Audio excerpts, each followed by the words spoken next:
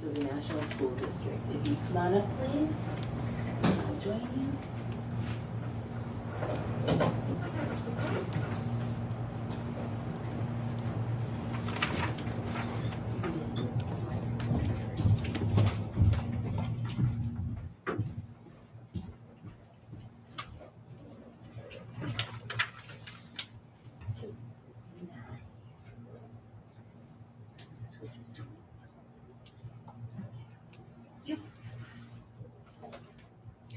Thank you. I just wanted to say that I've had recent dealings with Deborah Watts, well, actually, all these years, that we've worked together for our families in the National School District as well as the City of National City. And I thought it was fitting and proper that we finally recognize you because you've done so much. You know, if you think about it, if you check with any of the principals, teachers at the schools, they know Eva, they know what she's done, they know that everything she's gone above and beyond to help our families. So it is time. So you have a board president recognition of appreciation. The certificate is presented to Eva Watts. Thank you for your service and dedication to the National School District, families, and community. And along with that, I want to see what this looks like. We have a little gift for you.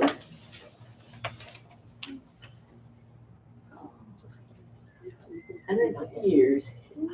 This goes, Eva, to put in your office to remind you of how hard you work. I don't know if we want to remind you, but you've been doing such a wonderful job that I wanted you to be recognized. So with that, you can make a little speech, say hello to everybody, and whatever you want to say.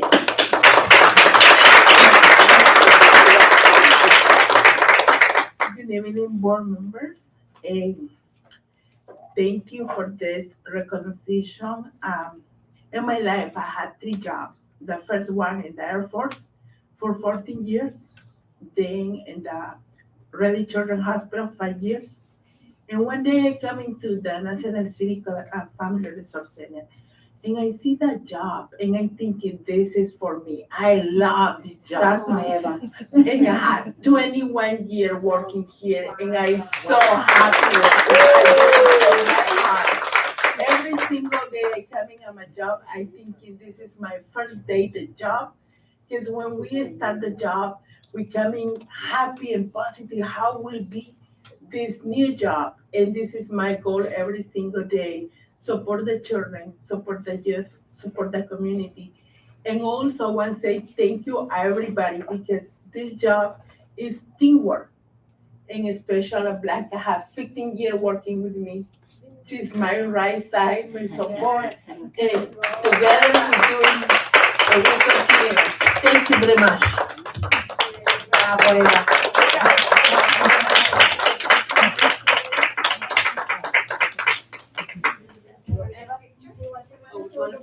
And with your team. Yeah, come on, team. You all support her. Come on. If I have to be up here, you have to be up here.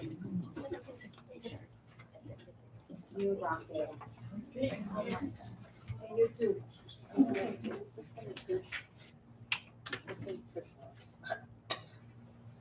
Thank you.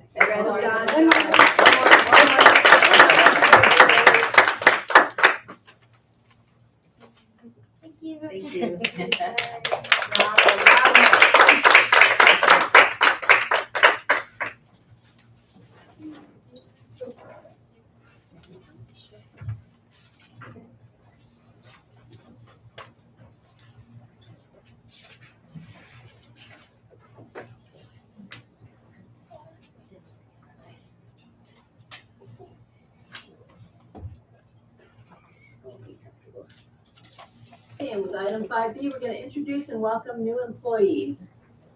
Dr. Pippin. I have the pleasure of introducing our new employees.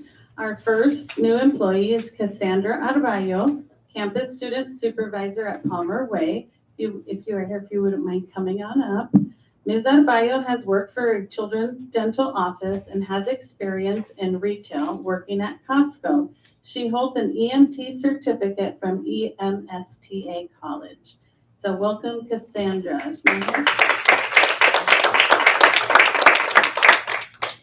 Our second employee is Yvonne Guerrero, Transportation Student Attendant, Transportation Department. Ms. Guerrero was not able to be with us tonight. Ms. Guerrero has worked for San Ysidro Health Center and other private health clinics as a pharmacy clerk and as a medical receptionist. She holds a Human Resources Assistant Certificate from San Diego Employers Association and a Medical Office Procedure Certificate from Southwestern College. Welcome, Yvonne. Janet Valdez Ramirez, Nutrition Coordinator, Child Nutrition Services. Ms. Valdez Ramirez has worked at Olivewood Gardens and Learning Center as an environmental education specialist, school-based, and as a degreed nutritionist for the American Red Cross Women, Infant, and Children Supplemental Nutrition Program in San Diego. She holds a BA in Nutrition Science from the University of California, Davis. Welcome, Janet.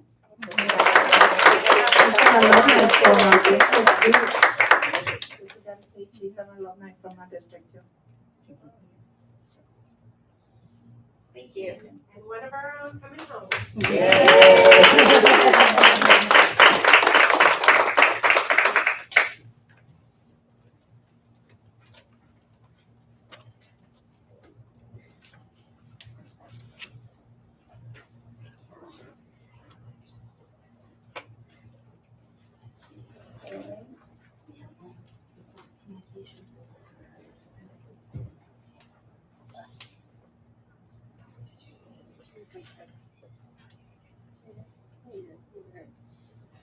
Now's the time to make this announcement. In a unanimous vote, the board voted to approve a compromise agreement and release in OAH case number 20230303835. The agreement includes funds for special education services and fees in exchange for waiving claims against the district. Also, in a unanimous vote, the board voted to approve a compromise agreement and release through alternative dispute resolution. The agreement includes funds for special education services in exchange for waiving claims against the district. Thank you.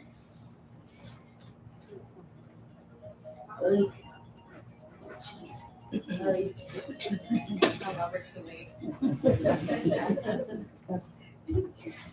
Icebreaker. Okay, item 7A, to approve the agenda, oh, I'm sorry, 6, we don't have any public communications. So we're skipping to 7A. If not.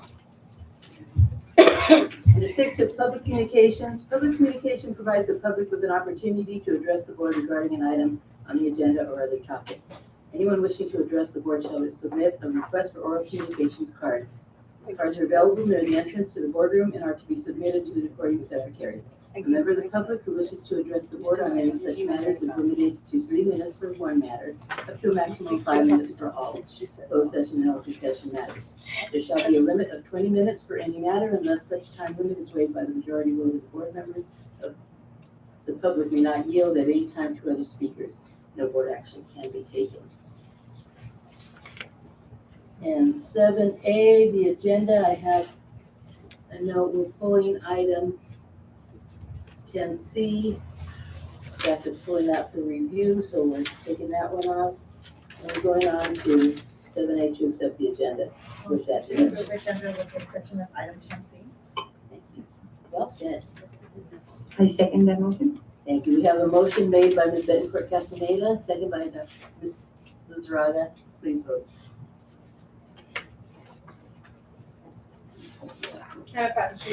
Thank you. 8, to approve consent item, agenda routine items of business. All items listed under the consent agenda are considered routine and will be acted upon in one action by the board. It is understood that the superintendent has recommended approval for these items. There will be no discussion prior to the time the board votes on the motion unless members of the board, staff, or public request specific items to be discussed and or removed from the consent agenda. All items approved by the board will be deemed considered in full and adopted as recommended. Motion to approve item 8. I second the motion. We have a motion by Ms. Bettencourt Castaneda, second by Ms. Avalos. Please vote. Passes unanimously. Thank you.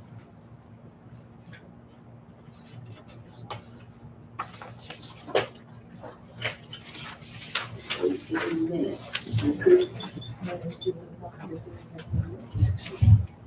9, general functions. A report on the California School Boards Association Delegate Assembly meeting. California School Boards Association Delegate Ms. Maria Bettencourt Castaneda attended the Delegate Assembly meeting on May 20th and 21st, 2023 at Sacramento Hyatt Regency at Capitol Park.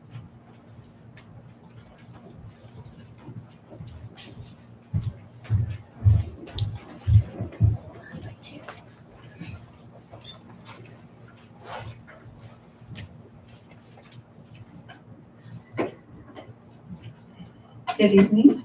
It's a little different for having presenting down here, but I would just like to present tonight an update from CSBA. As a governing board trustee serving as a CSBA delegate for Region 17, I recently attended the California delegate meeting. The meeting was held this past May. And it was brought together by education leaders from across the state to discuss important issues and share best practices. In addition to keynote speakers and panels, we had opportunity to attend whole group and breakout presentations. The presentation here tonight, I will provide a few highlights that I feel are most applicable to our work here in South County, San Diego. So I don't want to bore you with too much, so I'm going to try to push this along, but to give you guys a kind of a highlight of what I learned over the weekend. One of the items that we spent quite a bit of time on was the cybersecurity. School districts are becoming an increased target, mainly because of the nature of our information. It relates to students and its personal information. With that being said, school districts have no choice but to pay the ransom that's being asked, which takes a toll on our students' ability to have additional programs. Next, many IT departments have had the focus on educational technology. However, with the increase on online usage, we have to expand our cybersecurity expertise out of just the traditional educational technology. So we have to kind of expand our focus. A recommendation that was made was for the district to hire an in-house position. However, most districts don't have the funds to be able to bring in an in-house because that's a very specialized position that is very costly. And it's not realistic, but it is something that has been thrown out there. But honestly, it's just not something that most districts, especially a small district like ours, can actually sustain. So, but it's something that it's kind of being shared and so on. There's also a shortage, as we are familiar with, right? And the hardware expertise. So that's something that is not very well publicized to our students. So if we can get our students early on interested in the technology part, then we would have a better opportunity to be able to bring in people that have had an expertise into the hardware. We had a lot of experts come and speak to us in regards to the cybersecurity, but he says they can't afford me. It's just not possible because there's such short supply of them, but the demand is just so high. So it's just not really an option. And then some things the districts need to look at is to the insurance, to check our coverage for cybersecurity.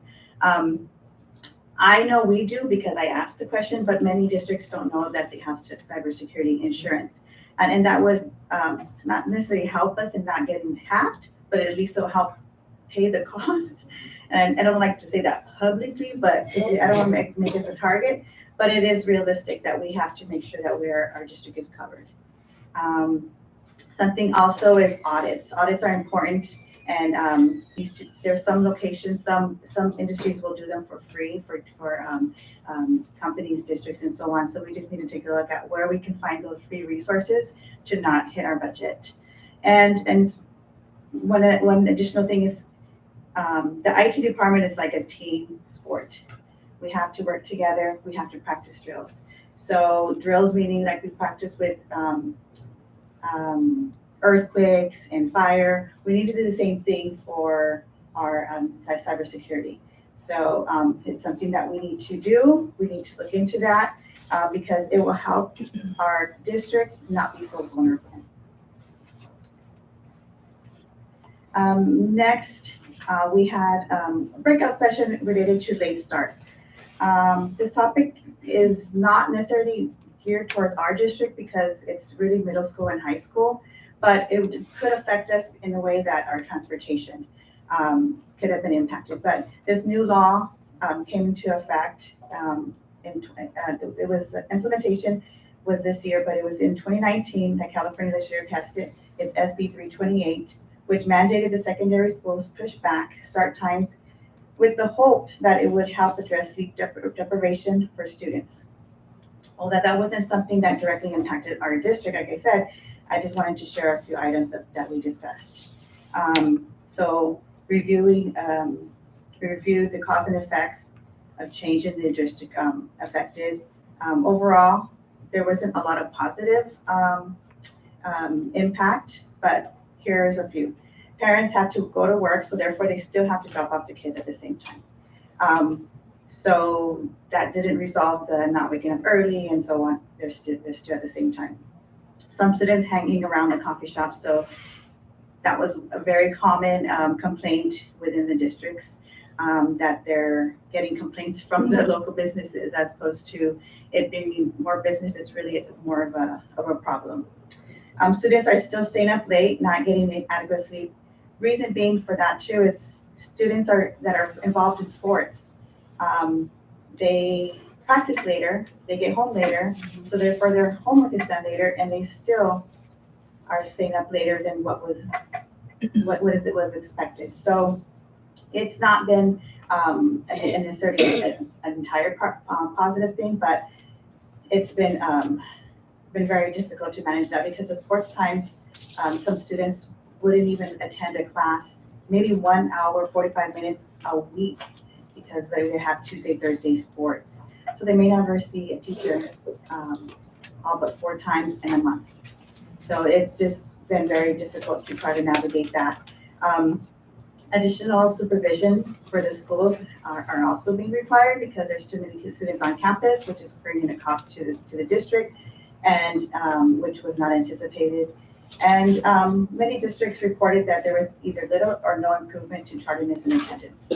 So the purpose behind it really hasn't provided a lot of positive impact, but hopefully this is something that CSBA will help in trying to figure out if there's going to be some modification. One only positive thing, which I didn't put on here, was the students came more alert. That's the only positive thing that was shared, that the students were, when they reported to school, whether it be late or not, they were more alert. So that's the positive and all that. So, and then one of the presenters was the legislative committee update. Currently, CSB tracks 650 bills that the legislators are focusing on. Important bills on our radar would be, for example, the AB 1033, the increase in cybersecurity support for the LEA. So they just mentioned cybersecurity was a very big topic, and we spent a lot of time. It's trying to provide more support because we don't get additional monies to be able to provide the expertise in the districts. We just don't have the funds, but the demand is out there. And again, since we're a lot more on the technology, we do need to have that support. SB 645, our small school administrator teacher ratio, is for us, it's a major, it will impact us. So this is something for us to definitely keep an eye on. SB 551 is to increase mental health services. Again, this is something that we have a cost that's driven up that we don't get additional support monies for. So that's something that we are hoping that as CSBA we can continue advocating for. And then AB 483, reimbursement for the mental services, goes hand in hand. And then SB 765, it removes the CalSTRS penalties for post-retirement work. As you know, we have a hard time finding subs and so on, and this will help hopefully if this goes through and alleviate some of the stresses that we're continuously having as it relates to our retired teachers not being able to return earlier than the waiting period. And I won't go into detail about the last item that may revise because Dr. Burke will be going in detail, but a couple items that we did speak about was because California has extended the deadline for personal taxes, it was been difficult for California to really set a number for us to be able to have in our budget. So we have to wait, but it's the Maine Revise has put a hold on an exact number because the COLA has a reflection of all of that. So so Dr. Burke will go into that, but that's something that we did talk about. But one thing that was shared was the decline in enrollment, the SB 98 in chronic absenteeism. That's going across California. It's not just in our district, our county, it's across California. So everybody's seen it. And so it's really affecting many districts, pretty much every district in California, their budget. So it's something that we need to really take a look at. But Dr. Burke will definitely go into more detail with the budget, so I won't bore you on that. But the next item of discussion was Education Legal Alliance. Although as a district, we don't participate in it, but it's something that we can. And this group of attorneys that advocates through CSBA on behalf of districts for proceedings setting cases. So example is the developer fee rights, the lease-back contracts, charter schools, ADA, and special education. So that's something that we as a district, as a board, can have the conversation if we wanted to join the CSBA, the ELA. It might be something that we can benefit from. And last but not least, here are a few other items of discussion. I could talk for a long time, but I'm not. So I just wanted to give you guys a recap. So we spoke about some amendments to our bylaws. We had some new laws that came across and some different programs like TK versus UTK, et cetera. And then anything that our districts need to update, those are discussed there. And to be brought down, the census report, the I-count, for that report, it's there was about 1,300 total schools and county board members that took part of the census report. So it just gives us a very summary about that voting. And then for voting for our San Diego Executive Board, unfortunately, some of our flights were canceled. So therefore, some of our delegates weren't able to attend. So we did it was postponed for Region 17 to have our Executive Board election, and I serve on the committee for the Executive Board. Election committee. And the AEC, our annual education conference, it's coming up in San Francisco, as we're all aware. It's going to be no on-site registration, so we have to do that in advance. And a lot of that hotels, all that does fill up, so we need to make sure we're getting on board with that. It is November 30 to December 2nd. And San Francisco has really taken extra steps to ensure our safety and we feel comfortable. So they have set up perimeters around with individuals with orange vests to be very welcoming to us. It'll be from 8 a.m. to 8 p.m. So if we have any questions, if we get lost, they're there to help us. In addition to that, they've really taken a lot of time to clean up the area, because I know that was a concern of many, that there's a lot of trash and it just didn't feel very safe and welcoming for all of us to be there. So they did take, they actually made us a video and presented it to us. I think it was the mayor of San Francisco, and really want us to know that we are very much welcome there. And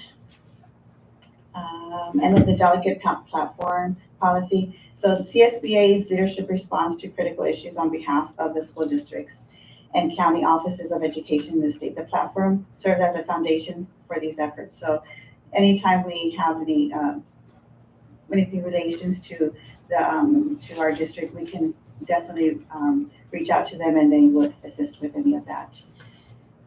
So I'm happy, that's it. I'm happy to share with these documents that I was provided. I just summarized it because there was a lot of documents, a lot of backup for each of the items, or, for some of the items. So if you wanted it in a soft copy or a hard copy, you'll just need to let Jocelyn, Ms. Gomez know. I can share that on the Google, she can put it on the Google Drive. I just didn't want to just hand you a bunch of paperwork and then it not be really meaningful. I think it would be important for us to be able to kind of highlight some of the more important parts of the conference, since I do, represent the entire region, especially our district. So with that being said, if you have any questions, I'd be more than happy to answer any. Any questions? Yeah, I do. What is the term for being a delegate?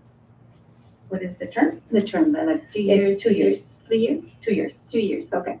Unless you're appointed. Second, right? This is your second? So I was appointed for my 1 year, and this is my first year of my elected position. So I was going to start to tell you. If you're elected, you serve the 2 years. If you're appointed, you serve the rest of the term of the appointed position that you've been appointed to. All right, thank you. Ms. do you have any questions? No. I have a couple of questions.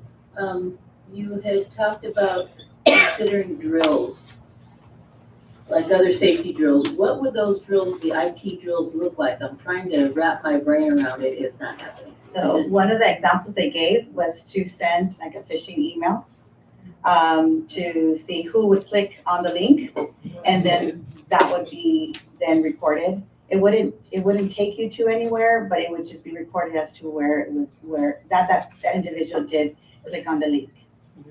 Dr. Burke said, gotcha, that's exactly what I was thinking. Now everybody. I did, I know, right? Right. Well, but that's good. I mean, that means that if we're gonna be mindful, yes, so that's important. Because on a personal level, it happened to me. I didn't click on the link because I knew better, but it can do some serious damage to a lot of things in your computer and your finances and so on.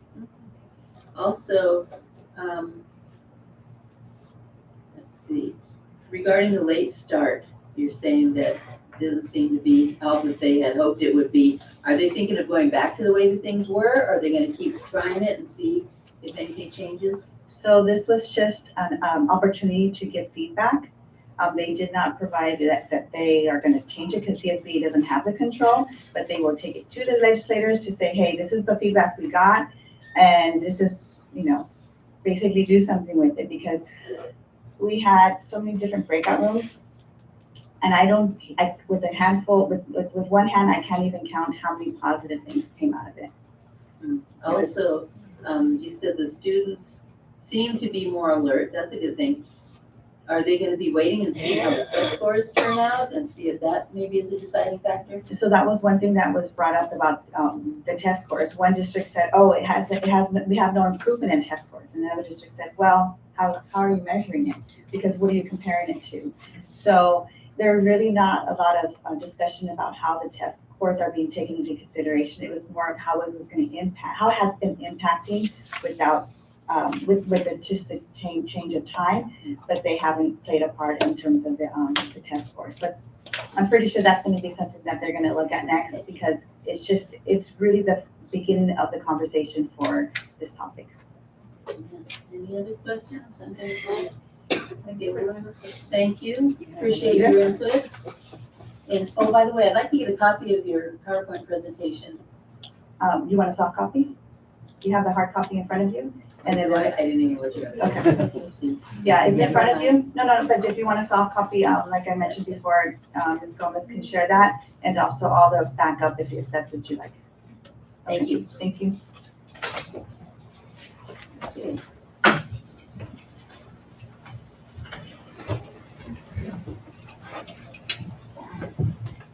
Item 9B, report on the California School Board Association Coast to Coast Federal Advocacy Trip. Board member Ms. Barbara Avlos attended the second annual California School Board Association Coast to Coast Federal Advocacy Trip on April 24th through 26th in Washington, D.C. Ms. Avalos. Good afternoon, good evening, I should say, right? Good evening.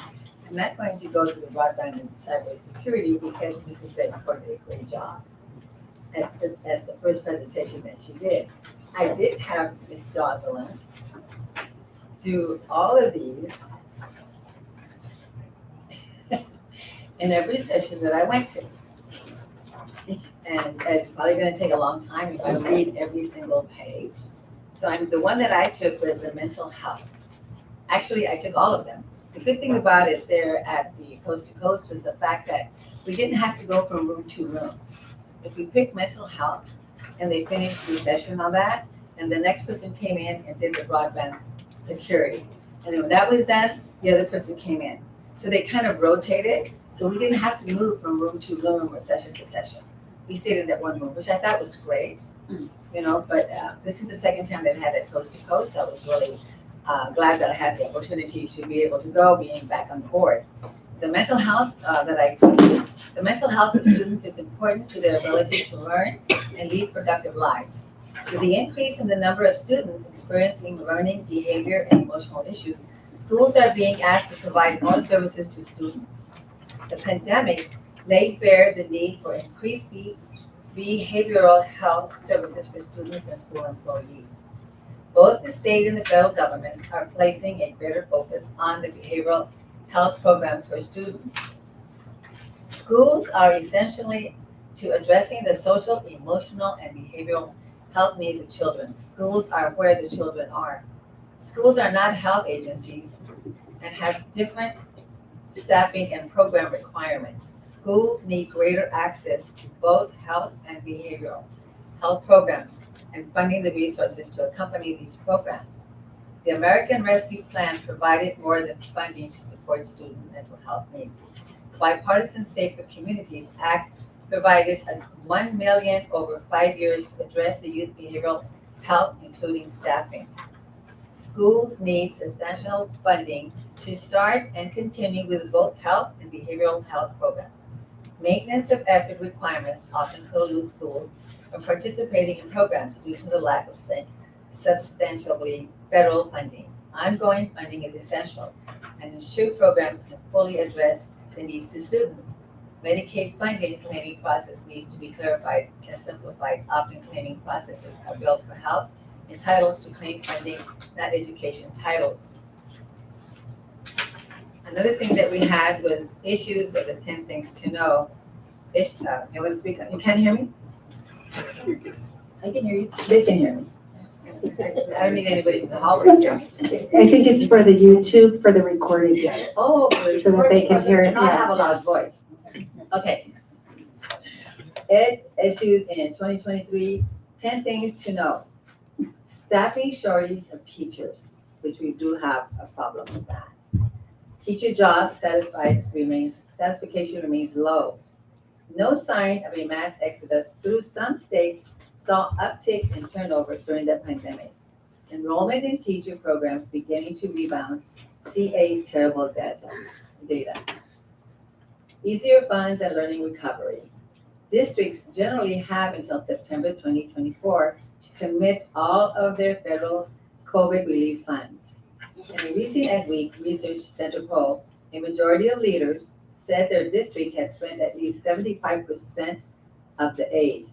Concerned supply chain physical cliff involving strategies. Organizations have campaigned for deadline extensions. Districts embrace more systematic approaches to social emotional learning background by research. Approaches include direct instruction, school climate work, and policy changes. Political pushback to SEL, including concerns about concepts like equality and empathy. Districts improve communication, parent, and community feedback, and SEL work. Mental health, typically linked to safety, gets larger attention in the COVID era as parents concerned about effects on students. Congress allocated $1 billion for school safety and mental health post-development, but states have been slow to allocate funds. New funding allows districts to pilot approaches to recruiting new student support personnel, counselors, and social workers. Chronic absentees. We do have a problem with that. Chronic absentees spiked nationwide following pandemic-related interruptions. In California, around 30% of students missed at least 10% of school days last school year. Expansion of community school programs, direct and personal. Communications about attendance, outreach to homeless and mobile students. Researchers flag concerns about consistent messaging across the school. Yikes. Change probably unparalleled with telegraph, the internet, smartphones, etc. Writing, English, language arts especially, but really across the curriculum, coding, etc. No clear best practice approach for districts. Some NYC and LA, that's Los Angeles and New York, Baltimore are limiting access. Curriculum reading, science of reading legislation in 29 states and DC. California has a unique context, little direction from this state so far. Some districts, LA, Oakland, moving forward on their own. We know what the research says. The transition to practice is much, much more difficult. Moving from fundamental skills, phonics, etc., to building knowledge across the text is another challenge. Curriculum and math. It's heading up again. Lots of interest in what cognitive science says about math. Learning, we know more about the what, then, and how. Gates Foundation putting $1.1 billion into math. California at the center of the maelstrom with San Francisco's course sequencing and detracting work and pending state framework. Curriculum wars, LGBTQ. Hundreds of legislative proposals, up from a few dozen last year. Library books, students, clubs, bathrooms, curriculum, pronouns, beds, new title, IX regulations. Florida expanded its K-3 restrictive to K-12. There are significant legal gray areas here for teachers, administrators, and districts, possibly even AB 1266. There are so many of these to read that I really feel that if you really want to read all of them, I could be here for a whole week reading this. I'm sure that if any one of you will ask Jocelyn, would you make them a copy of these so that they could read them? And I think that will help a lot for me to read every single page here of what's going on. Because we don't want to be here for 2 weeks, or do we? So the good thing is that going to this coast to coast, I was able to take a tour of the Capitol with Mr. Congressman Juan Vargas. He started our tour at 10 o'clock in the evening and ended it at 1:30 in the morning.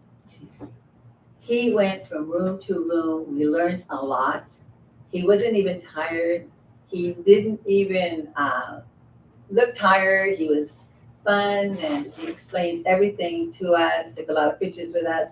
And once again, like I said before, it always gives me the opportunity to thank him for always endorsing me to become a board member. So I highly respect him. So we did that. Then we also took a tour of the cemetery that was there. And that was a great tour. I got there a day ahead, although I was no longer on the list, right, Jocelyn? Because they were all filled up. And I asked Jocelyn to please call them and put me on the list. And I also called myself and says, I know that it's full, but since my last name is Avalos, please put me first on the list if there's a cancellation. So about an hour before the time, right? We had until 4 o'clock and I went, Jocelyn, they said that I could go. Please call them immediately. So she did. Thank you, Jocelyn. And so I got to go on this big tour of things.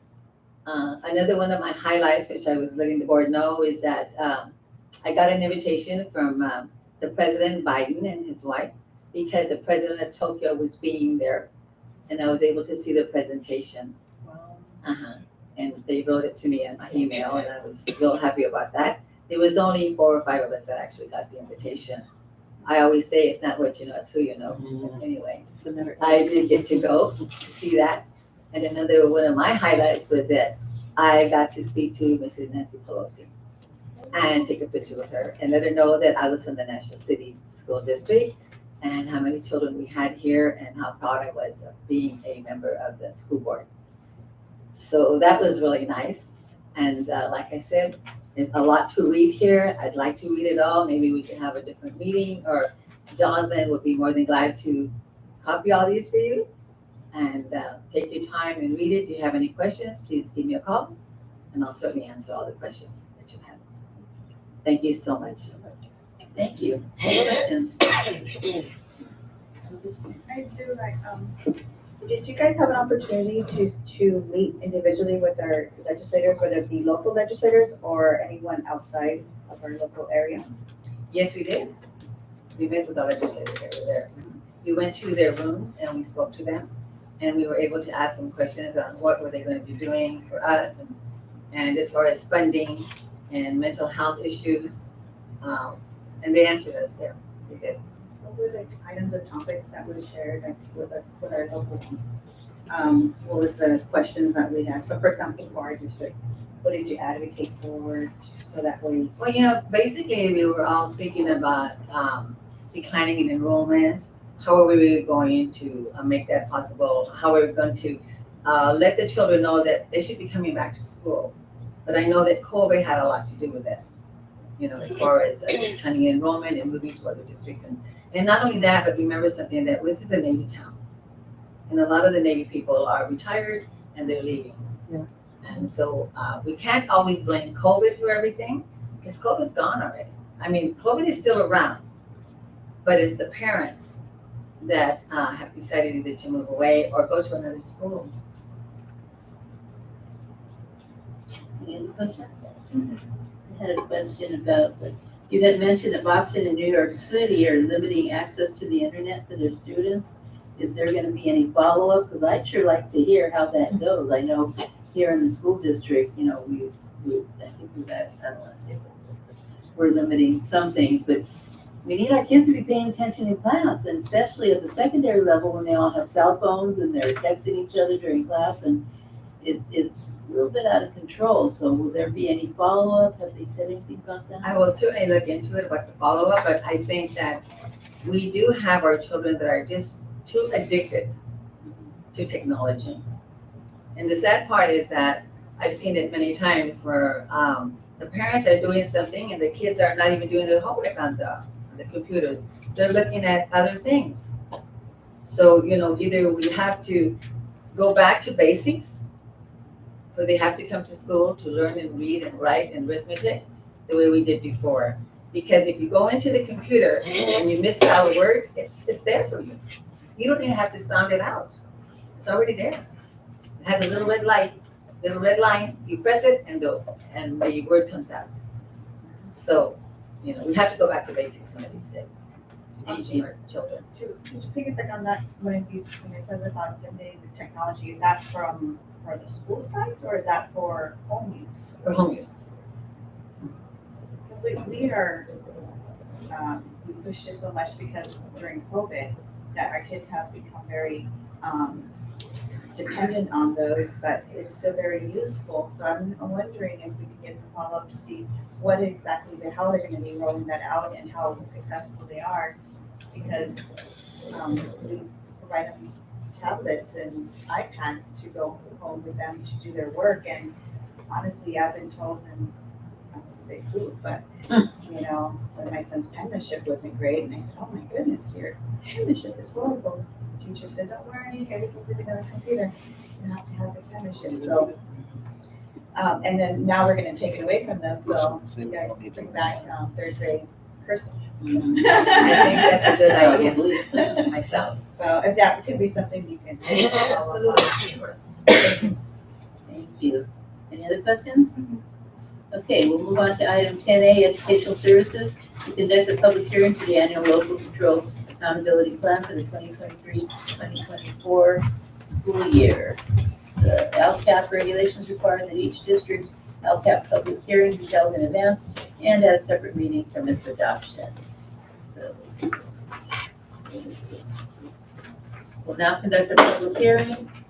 The board will now hear comments from any members of the public who wish to speak on this matter. As part of this hearing, we will make a brief statement. And since Dr. Kraft was unable to be here, I I understand she's gonna be appearing. Good evening, Board President, Sarmiento, Dr. trustees, Dr. Brady, Executive Cabinet. Thank you for the opportunity to provide this presentation in this digital format. Tonight, I present the LCAP, the draft LCAP, which I will highlight key goals and actions and provide updates from our partnership engagement and input sessions that will influence our 23-24 LCAP. This will be the last year of this 3-year cycle of the LCAP. Next year, we will be gathering additional information and resetting the LCAP for another 3 years. I'll begin with Goal 1, which focuses on students that are identified as English learners.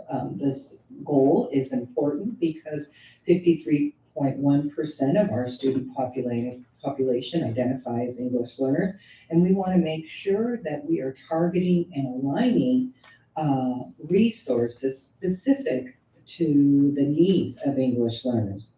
The big action items of this goal include a master plan, which has been completed, and the ongoing deep implementation of the ELA-ELD integrated designated ELD framework framework and learning points. So an update on our 22-23, we have done a significant focus on professional development this year, and we've seen an impressive 11% reclassification rate. This already exceeds our year 3 goal for this year's LCAP cycle, so we are very excited about that news. Next year, in 23-24, we continue with these strategies as we are getting positive responses from our teachers. The shift, of course, will be in class learning. A lot of the work we'll be doing through coaching and monitoring, and that got an 87% positive staff rating. So we know it's working. If it's supporting our teachers, it's supporting our kids, and we're getting the overall goals that we are seeking. We are also going to provide more site parent meetings and workshops, particularly targeted students identified as ELs to help parents better understand that system, not only here in NSD, but what it will look like as they transpire into or matriculate into the secondary school system. We also plan to expand our South Bay Community Services service opportunities and include a youth development associate. They will really focus on supporting families whose maybe basic needs are challenged and that is negatively impacting student attendance and academic success. Goal 2 really focuses on all our students with particular emphasis of our unduplicated, that is our foster youth, homeless, socioeconomically disadvantaged, and our ELs again. And in this goal, we are really targeting the data pieces with teacher data analysis, helping them to better understand who sits in front of them, giving them the time and the resources to better understand that. And to develop action plans, and that is in our data analysis aligned to tier system that we implemented this year. We are focused on early education opportunity gaps, and we are continuing our professional development and ensuring that we're paying attention and providing resources to all forms of literacy, like our library and media texts. So in this goal, we were able to really hit our early education pieces. We, as you know, in UTK, we were given a time frame by the state to implement access to universal TK through 2025, meaning to say that students who hadn't hit 4 by the end date, which is September 2nd, the year incoming, that they would they wouldn't be able to participate in TK. We made the decision to go ahead and fast forward, and any student turning 4 by the expected date will be admitted to NSD's UTK program. This has proven to be a very beneficial and popular success for our families. We anticipated having 9 TKs this last year. We ended up with 19. Again, we did that, as I told you earlier, the data input and analysis, giving teachers time to really look at the student data and plan accordingly by name, by need. And we did fund many of our itinerant staff to help our special education populations, as well as our student support services all around, our counselors and such with behavior techs. Just to ensure that we are managing all aspects of student learning so that when they're in the classroom, they're calm, they are able to absorb the learning, and we see the increase of achievement.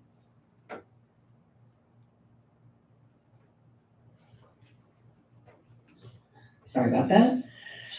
In goal 3, we are looking at expanding collaboration and engagements with our families. We know that parents are the first teacher of students and the most important teacher. And so we want to be able to partner with them in the most positive and effective manner.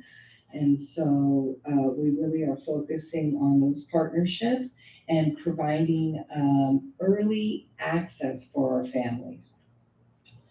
In the 22-23 year, we did increase our parent offerings. 64% of parents reported that they attended 2 or more workshops. Our goal next year is lofty. We'd like to see that at 80%.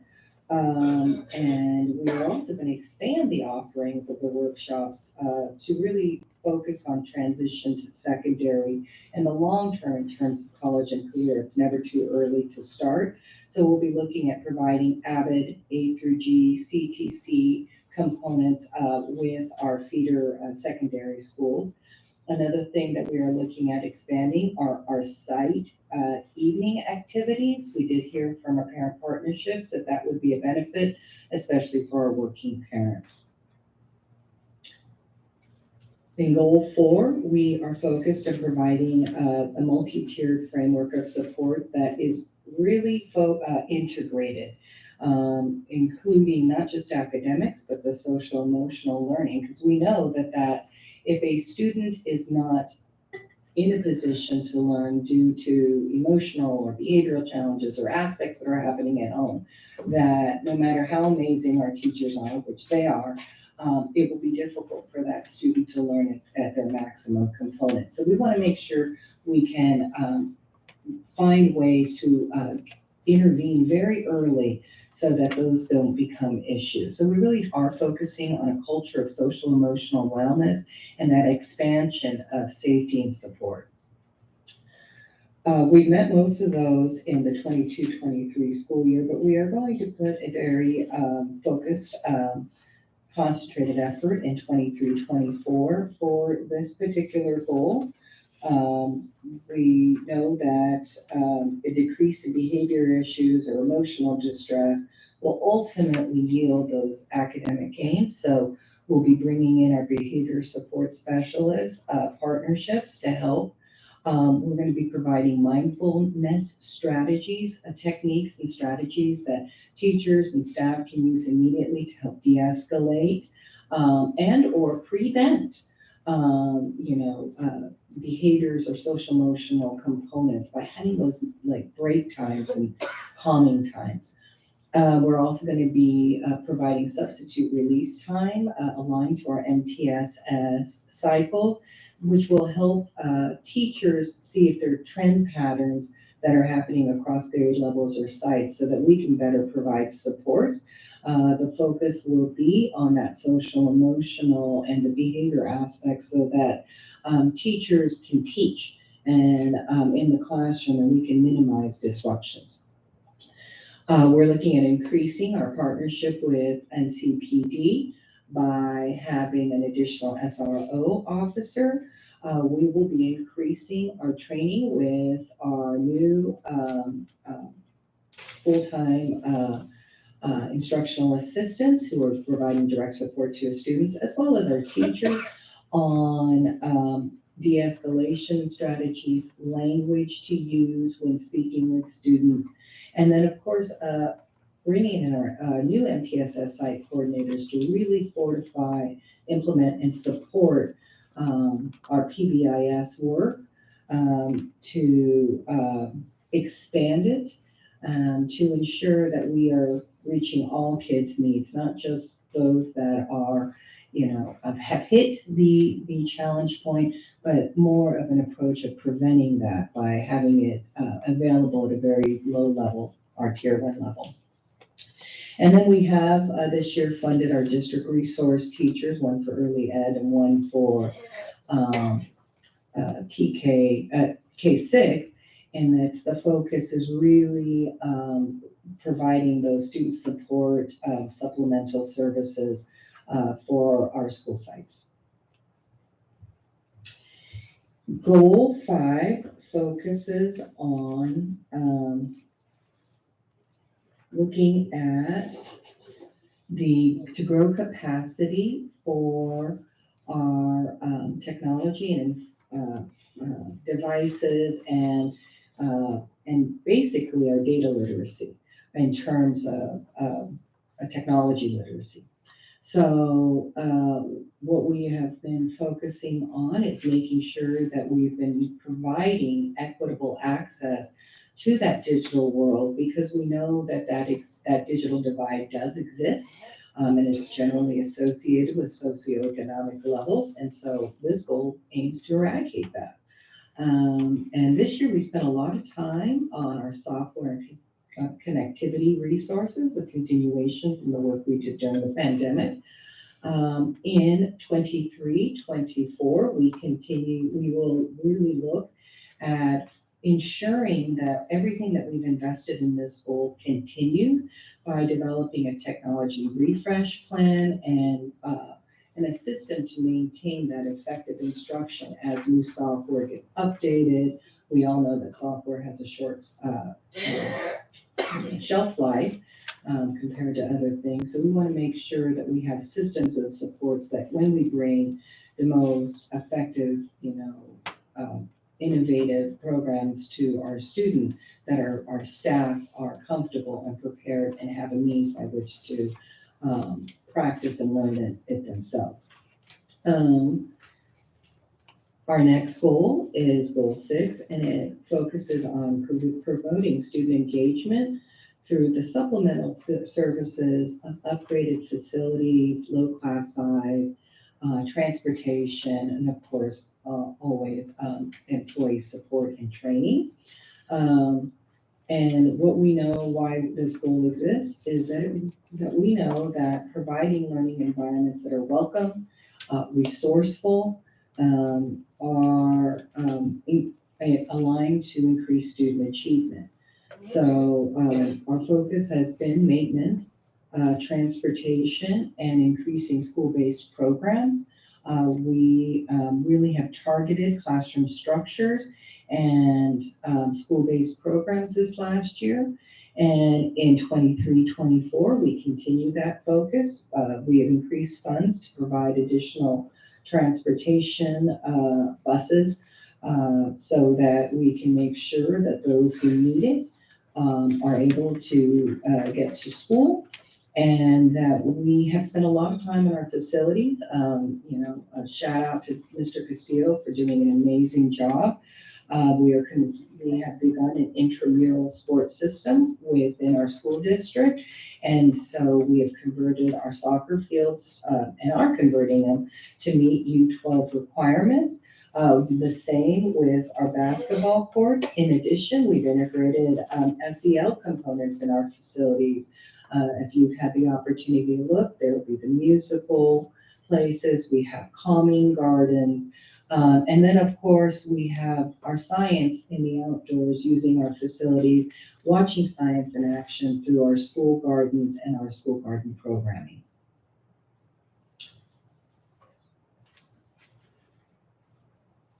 In Goal 7, our focus is on promoting student engagement through a broad course of study. Another shout out to Dr. O'Connor. She has worked diligently this year in making sure that our students, we can expand this area to ensure that our students are prepared for college and career readiness. We know that student achievement is connected deeply to their background knowledge. And so the aim of this goal is to really expand what we offer to students and bring the world to their fingertips and to possibly enhance or to inspire interest areas that they'd want to pursue, not just while they're in national school districts, but beyond. And so in 2023, we look to 24, we look to expand on the work that has been happening and led by Dr. O'Connor with our science learning partnership with UC San Diego. We've had cohorts of teachers working with that faculty, and it's been amazing. We are on our, I believe, second or third teacher cohort group, and we will be expanding that to next year. We will be really heralding the work we've been doing that is helping to achieve the global goals for 2030, and really focusing on that work with our local partnerships for these supplementary activities. And speaking of those partnerships, not only do we want our kids to go out to our local community groups like Stein Farm and Oliver Gardens and Ocean Connectors, but we also want to bring them into our schools. And so we will be having robotics. At Reason to Survive, we'll be having resident artists for students to sign up after school. For those that are pursuing, want to be more deeply associated with visual arts. This is important. We have the arts during the day, but we also have it in after school for those that want to take it to the next level. And it does feed into many of the CTC offerings that Sweetwater have. Animation, of course, is that digital media, another CTC piece. And next year, we'll be bringing in TED Talks with our sixth graders. Our hope and dream is that they will be providing TED Talks for everyone to learn from their ideas. So that concludes the updates of the LCAP. If there are any questions, I will be available to answer them. Again, thank you for this opportunity, and I look forward to being able to serve the National School District with our LCAP next year. Thank you. Do you have any questions from the board?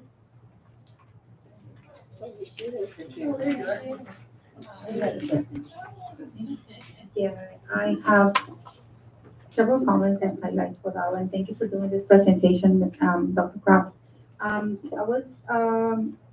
will have a question with regards the goal 3 that you mentioned that there will be the notice and there's been research over the last 5 decades, which is parents are the most influential factor on student academic and social achievement in school. But how we do support the youth that they don't have parents or they're homeless. So it was not clear for me how we can support this population. I know there's several ways to help them out, but how it looks like the role for youth and the or foster care when there are no parents around, and maybe mentoring or maybe assigning somebody who can mentor them, like one. So thank you, Trustee Lizardo.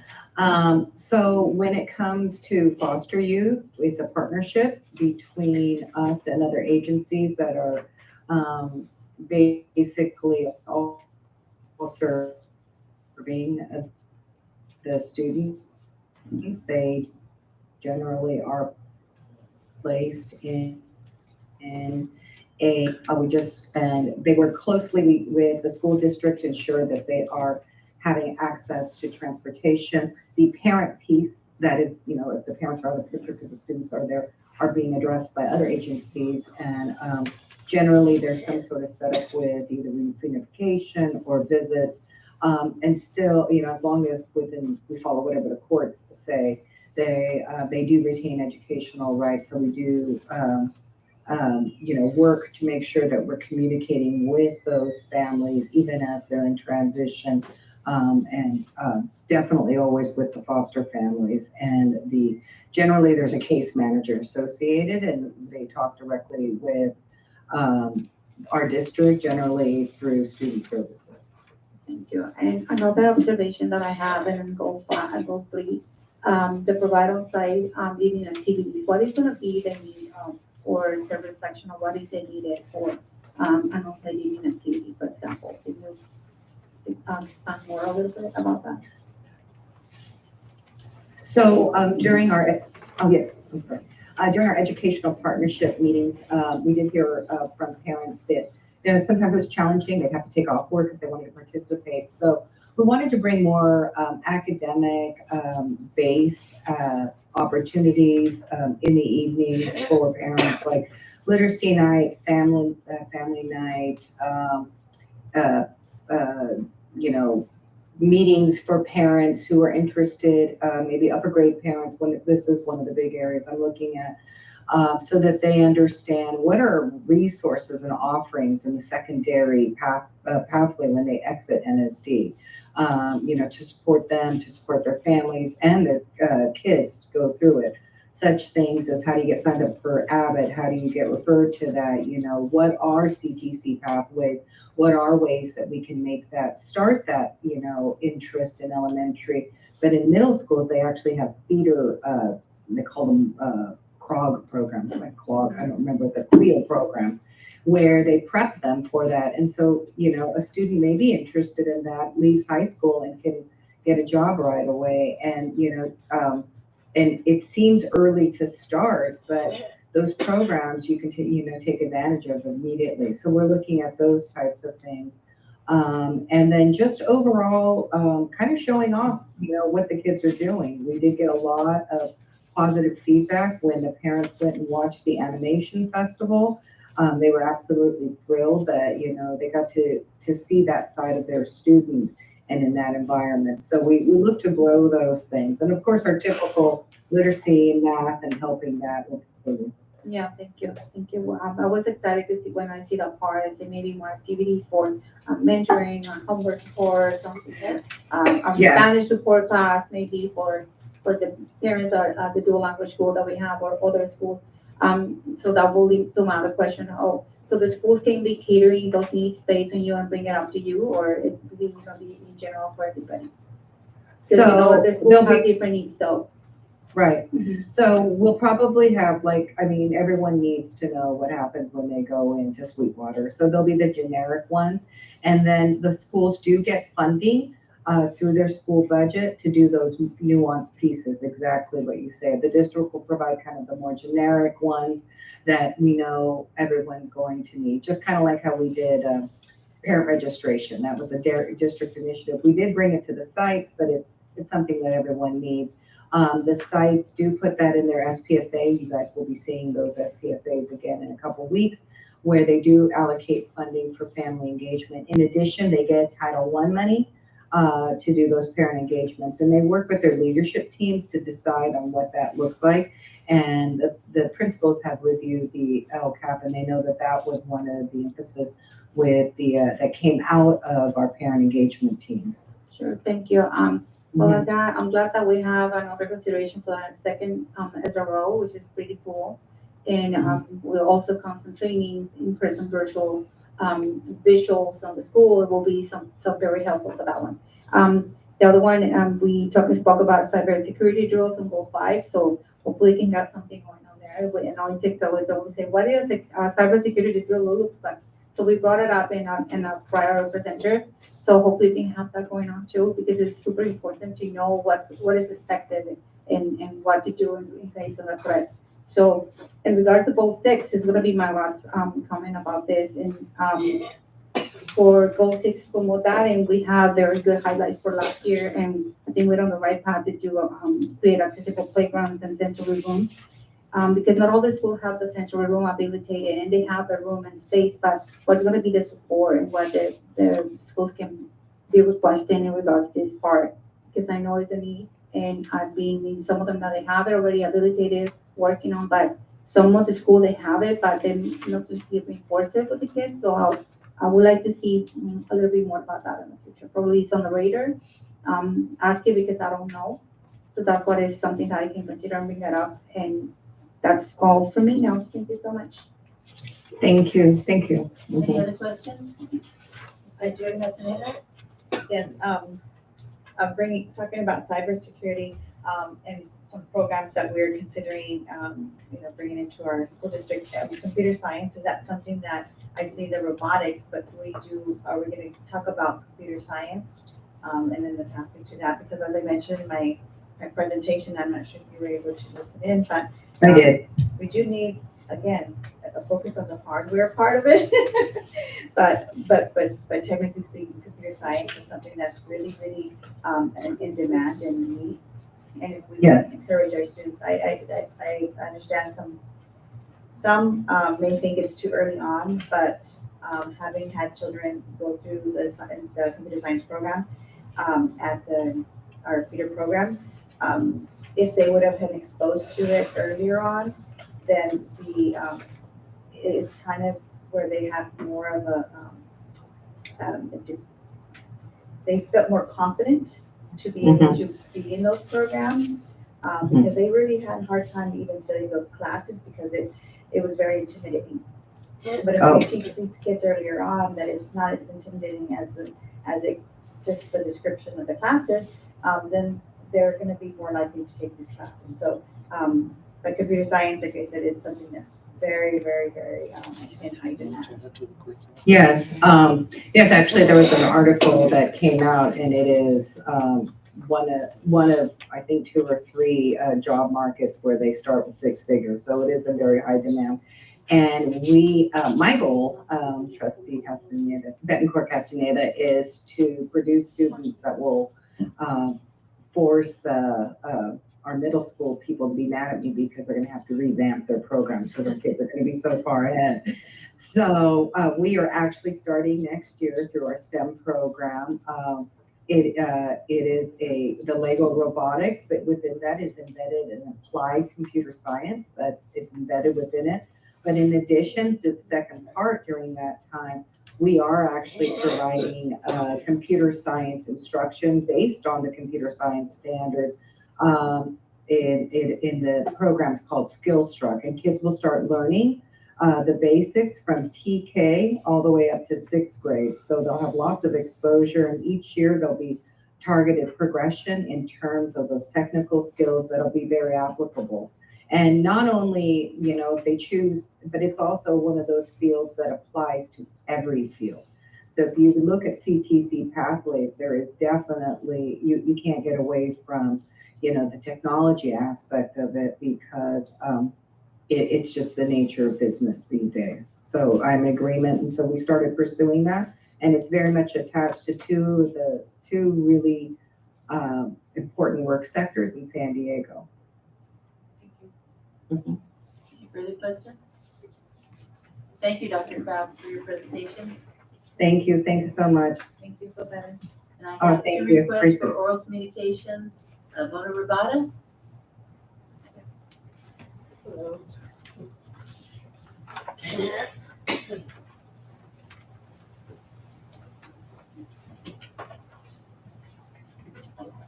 Hello, good evening, Madam President Alma Sarmiento, Ms. Arica Castaneda, and Mrs. Alvaros, and Cabinet, Dr. Brady, Dr. Burke, Dr. Copen, and Dr. Kraft. Hi, I'm Mona Rabada, and I am the CSCA National 206 Chapter President. We are nicely and kindly here today to propose a change in your National School District LCAP. We notice that there is an allocation aside to increase school resource officers from 1 to 2 on goal number 4.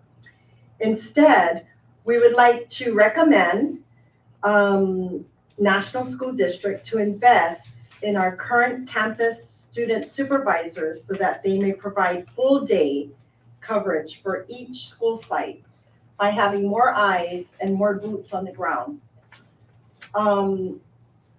They will also be eligible for ongoing and continual training for safety and security. If this gets approved, CSCA is willing to work with the district to update job descriptions to include things like safety and security with the ongoing continued training. By doing this, they would be adding more time for the current campus student supervisors. I believe there's some of them at 2 hours or 2.5 hours. So it'd be making them at 3 hours, 0.75, but they'll be overlapping throughout the day, and we'll have them all day on the campus providing services to the schools where they're stationed at, and using them for the safety and security by walking the perimeters when the kids are in school, watching, the bathrooms when they come out of the hallways to go to the bathrooms, and maybe even giving teachers a relief break to go to the bathrooms. And whatever comes up with this program as we do the job descriptions. And that's what we're proposing. Is there any questions? Do you want to add anything that I missed? Just one thing that we think is vital, that more eyes are actually on site. We love the National City Police Department. They do an excellent job. But I think our funds can be used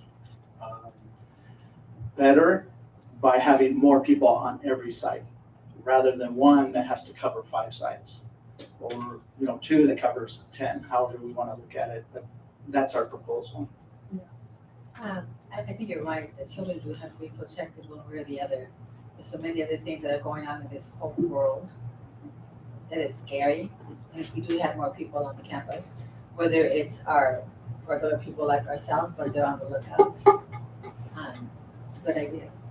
More eyes on campus, more boots on the ground, more hands. I mean, I think that it'll be more volume at each school site that we can provide excellent service. I also have a Quality request to service. speak by Ted Giamanco. Was that what you were gonna say, or do you have Yeah. you get additional 3 minutes? No, I have nothing more to say, but I also want to wish you all well, and my name is Tom Giamonte, sorry. Thank you, Tom. And if anything, you can give us a call or attend any of our meetings, or we'll be willing to work side by side with you for the needs of the children. With everything that you were talking about tonight, which is really interesting. Thank you. Thank you. You're welcome. Thank you.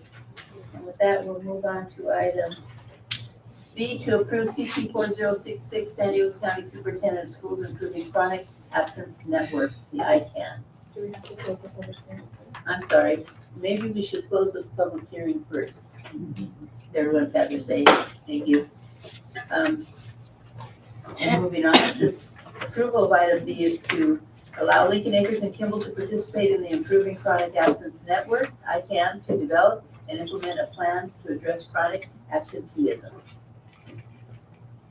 What is the pleasure of the board? I make a motion to approve. Have a second? Item 10B. Okay, we have a motion made by Ms. Avalos, a second by Ms. Bedford Castaneda. Please vote.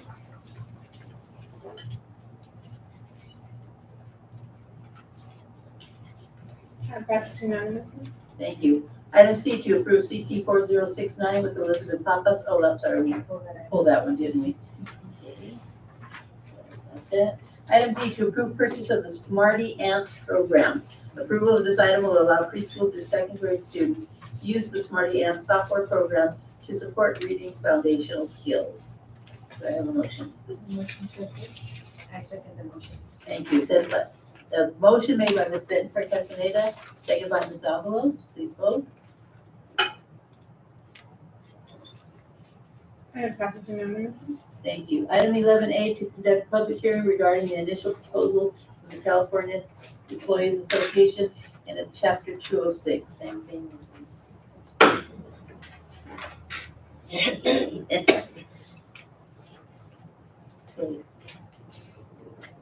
We'll now conduct the public hearing regarding the initial proposal from the California School Employees Association, and it's chapter 206. The board will now hear comments from any members of the public who wish to speak on this matter. As part of this hearing, we will make a brief statement. Do I have anyone? Okay, Dr. Kevin? This initial proposal is to open up bargaining for wages, health, and welfare in the term of the agreement as part of our successor for the CSCA, Chapter 206. So after today, we will begin to schedule dates for bargaining sessions for CSCA and the district. Thank you. Do any members of the board have any comments or questions? No speakers. No speakers. Thank you. We'll close the public hearing and move on to 11B, to approve updated job description for reading language arts specialist position. The reading language arts specialist position provides leadership for other staff in the implementation of the district program and meets school site needs in the area of reading and language arts. Do I have a motion? I make a motion to approve. I second the motion. I have a motion by Ms. Avalos, second by Ms. Lizarraga. Please vote. Item passes unanimously. Thank you. Item 11C, to approve tentative agreement between the National City Elementary Teachers Association and the governing board on the STEAM program. The district and the National City Elementary Teachers Association, NCETA, have completed negotiations for the demand to bargain about the science, technology, engineering, arts, and math STEAM program. Do I have a motion? I make a motion to approve. Okay, I second the motion. A motion by Ms. Avalos, second by Ms. Lizarraga. No discussion, please vote. Item passes unanimously. Thank you. Item D, to approve tentative agreement between the National City Elementary Teachers Association and the governing board for SACE Tracker, SEIS. The district and the National City Elementary Teachers Association, NCETA, have completed negotiations for the demand to bargain topic on mandated requirements to track service minutes for students with individualized education plans, IEPs, in the SACE Tracker. Do I have a motion? I have a motion to approve item, the tentative agreement, yeah. I second the motion. We have a motion made by Ms. Lizarraga, second by Ms. Avalos. Please vote. Item passes unanimously. Thank you. Item E, to approve tentative agreement between the National City Elementary Teachers Association and the governing board for RSP caseload balance. The district and the National City Elementary Teachers Association, NCETA, have completed negotiations for the demand to bargain topic on RSP balancing of caseloads. Do I have a motion? Motion to approve.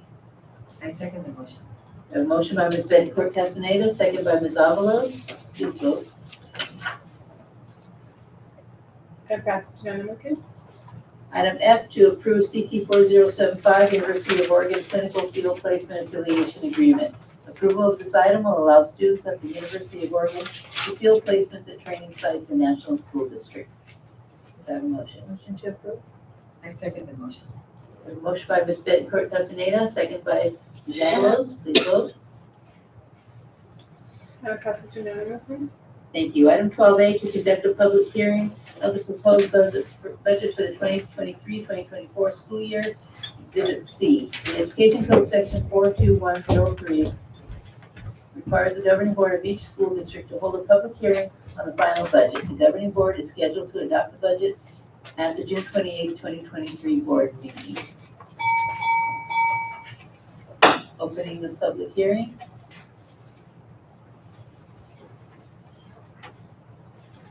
The board will now hear comments from any members of the public who wish to speak on this matter. Do we have any requests to speak? No speakers. Hearing none. As part of this hearing, we'll make a brief statement. Dr. Ryan Burke. Three. Uh-oh, I better redo the presentation. I will, Welcome to the board.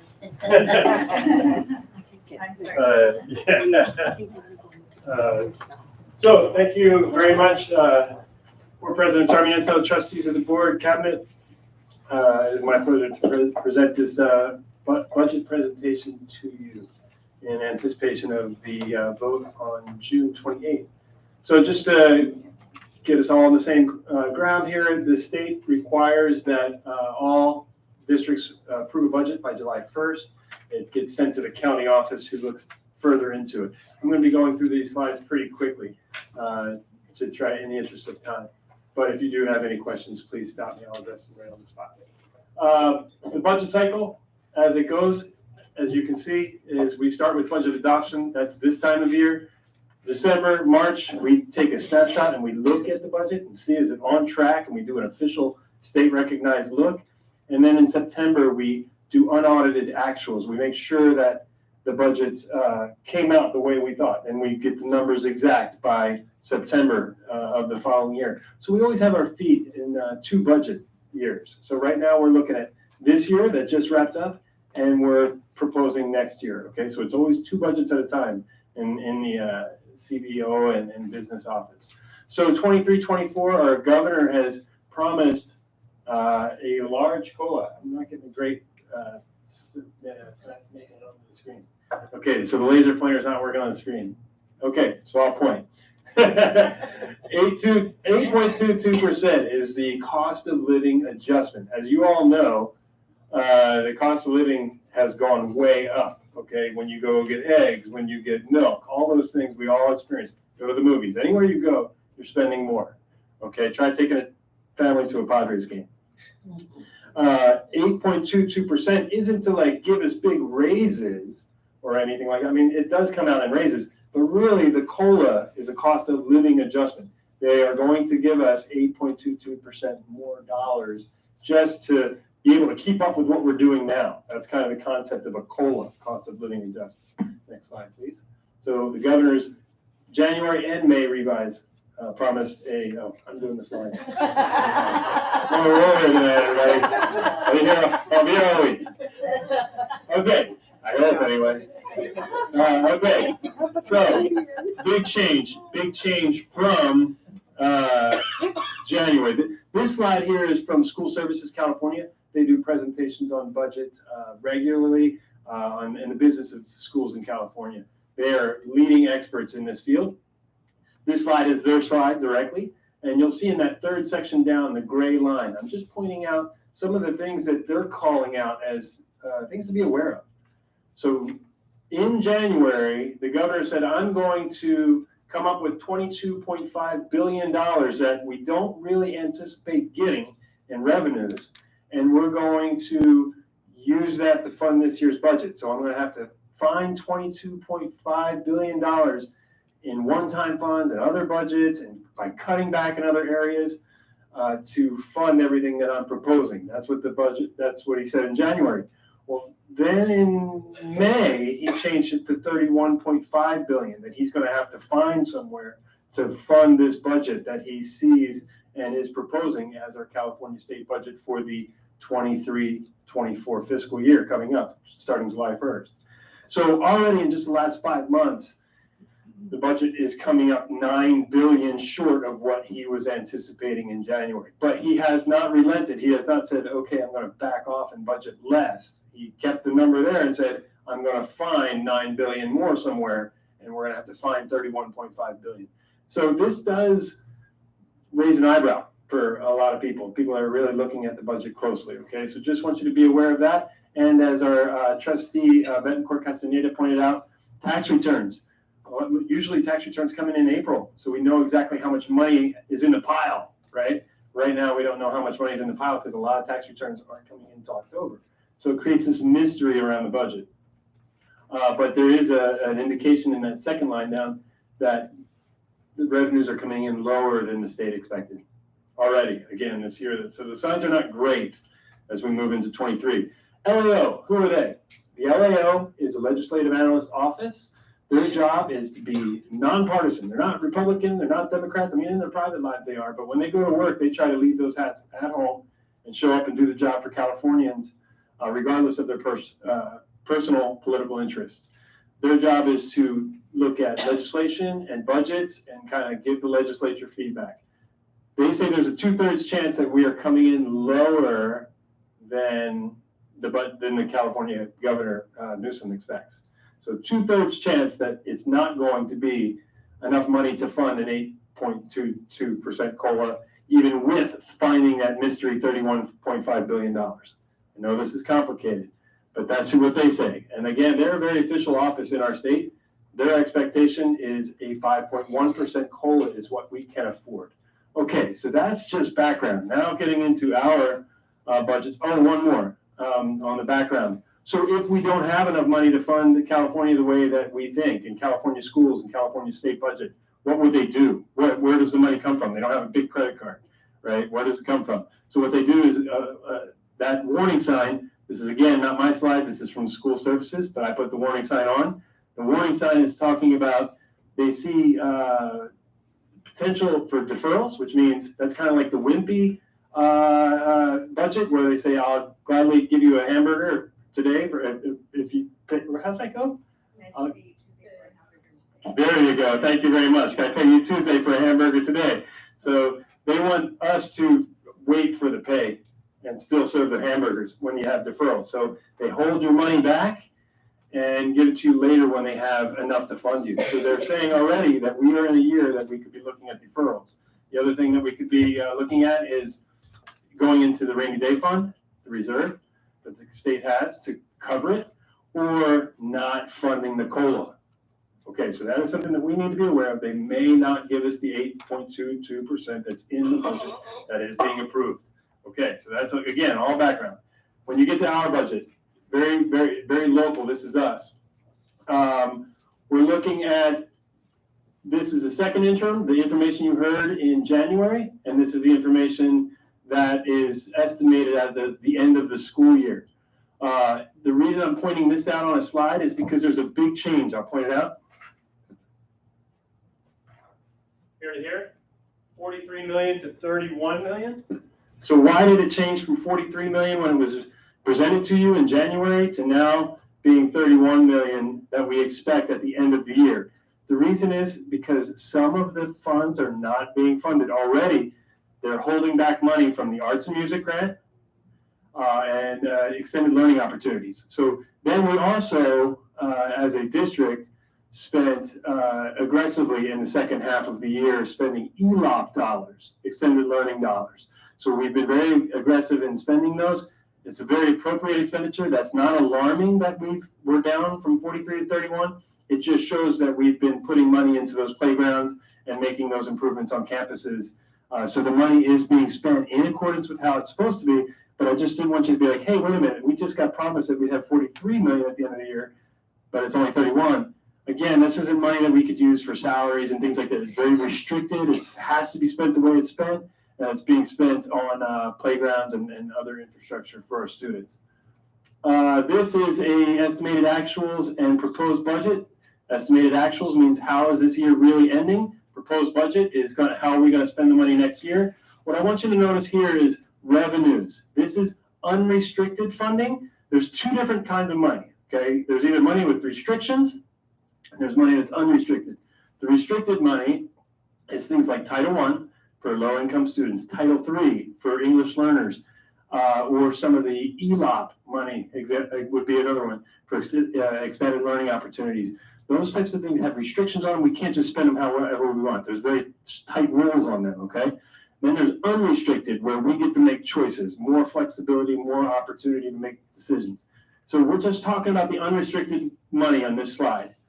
Unrestricted money in 22-23, we brought in 56 million and we spent 60. So we spent more this year in our unrestricted money than we brought in. Okay, that's actually good this time. Usually that's kind of scary. Right now, we are very intentionally trying to spend down our carryover. We received a lot of money, as you know, over the last few years for COVID relief and all kinds of things. A lot of it was restricted, but it enabled us to not spend as much unrestricted. It's complicated, but we're very intentionally spending down that extra pile, basically, in a way that is compliant and in ways that controlled so that we're not going to crash the ship into the iceberg or run the ship aground, okay? We're intentionally making decisions that are going to bring that fund balance down. You'll see next year, 23-24, the year that we're going into, The revenues, we expect to bring in 55 million, and we expect to spend 59 million. This again is unrestricted. You might be thinking to yourself, wait a minute, you just said there was a COLA of 8.22%. How did we go from 56 million to only 55 million if we're getting a raise, if we're getting this raise? That's a complicated story that has everything to do with the topic that you were talking about between enrollment and attendance and the changes in student pop and how many students we have enrolled and coming to school. So that's what that change is. We can get more into that as we go through the presentation. Anything else I want to touch on that? I think we're good. Ending fund balance for this, you'll see also here's that spend balance showing up. We expect to go from 21 million at the end of this year in unrestricted down to 17 in the next year. So again, we're intentionally making decisions that we're spending down. Okay, now restricted is more, is the restricted money. That's the Title I, Title III, ELOP, those types of things. Last year, here's where you're going to see a big change. Last year we received, this year that just ended, we received $49 million in restricted funding. Next year, we expect to get 38 million. So that's a change in $11 million in money coming in. So somebody's closing the tap, okay, making it harder for us to keep up. But it's okay. That tap came on unexpectedly a couple of years ago with COVID, and we got a lot of money that we didn't expect. And we've been dealing with it and figuring it out here at National and everywhere else. But now that tap is getting shut again. And so we are going to have to figure out how to live within our means again. So this is going to be decision-making time, okay? So that's going to be coming up as we go. Revenues and expenses, this is complicated, and this is going to appear for the next 3 or 4 slides. This is going to keep popping up, so I'll explain it one time here, and it is a little complicated. ELOP for 23 and 24 is not showing up in our expenses here, and it's not showing up in our bottom line because it's not planned yet, and this is complicated. But in the budgeting world, you can't take money off the books that doesn't have a plan. It's not assigned to anything. So right now, we don't have an ELOP plan for next year. We need to do that work. We're not required to have that done by next week or anything like that. We need to do that work over this summer and at the beginning of next year to get a plan so we can assign a dollar somewhere so that we can say that it's going to be spent. Right now, it's not assigned yet, so it's kind of sitting in a pile. It's not showing up where we want it to in our budget presentation. So what's happening here is our expenses are showing as 30 million next year, and it's really going to be 39. It's just not assigned yet. So we have 9 million, and again, this is going to keep on, it's going to make this presentation a little wonky for the next few slides. I'm going to keep mentioning it. It's $9 million, it's not planned, but it is going to disappear as soon as it has a plan behind it, okay? So our beginning fund balance, our ending fund balance next year is showing as 17, but we're really expecting it to be around 9, okay? After we plan that $9 million worth of expenditures. Again, this is a restricted budget, not unrestricted. Okay, estimated actuals and proposed budget combined. So then now you put the picture together, the restricted and the unrestricted, and you're looking at what in 22-23, we brought in 105 million, we spent 108 million, okay? Whereas in 23-24, we're planning on bringing in 93 million and spending 90 million. We do expect, again, the 9, when you add 9 million in ELOP, we expect that to go up to 99 million we're spending next year. So again, a controlled spend down that will enable us to kind of get right, lower our balance, but not go all the way to where we're getting to the red. But it does, we don't have a full control over it in that way, and I'll show you in just a couple slides. Same thing here. Beginning fund balance, this is unrestricted, restricted. Beginning fund balance for the beginning of the year, 31 million. Ending fund balance is 35, but again, when that 9 disappears, it'll go down to 26. So we should go from 31 to 26 this year. That's what we're expecting, from 31 million in our pocket to 26 available.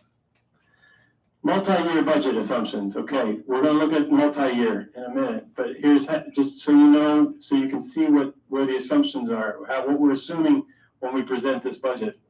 The enrollment, you see 23-24 is at 4,226 students. And the funded, I want to point this one out, funded average daily attendance is 4,270. So, but we're really only getting 3,908 students showing up. So if we've enrolled 4,200, 3,900 are showing up. How are we getting attendance rates at 4,270?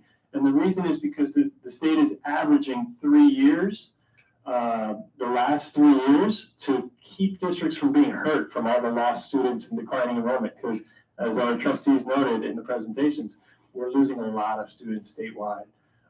Not just us. This is not just our problem. This is a statewide and national problem.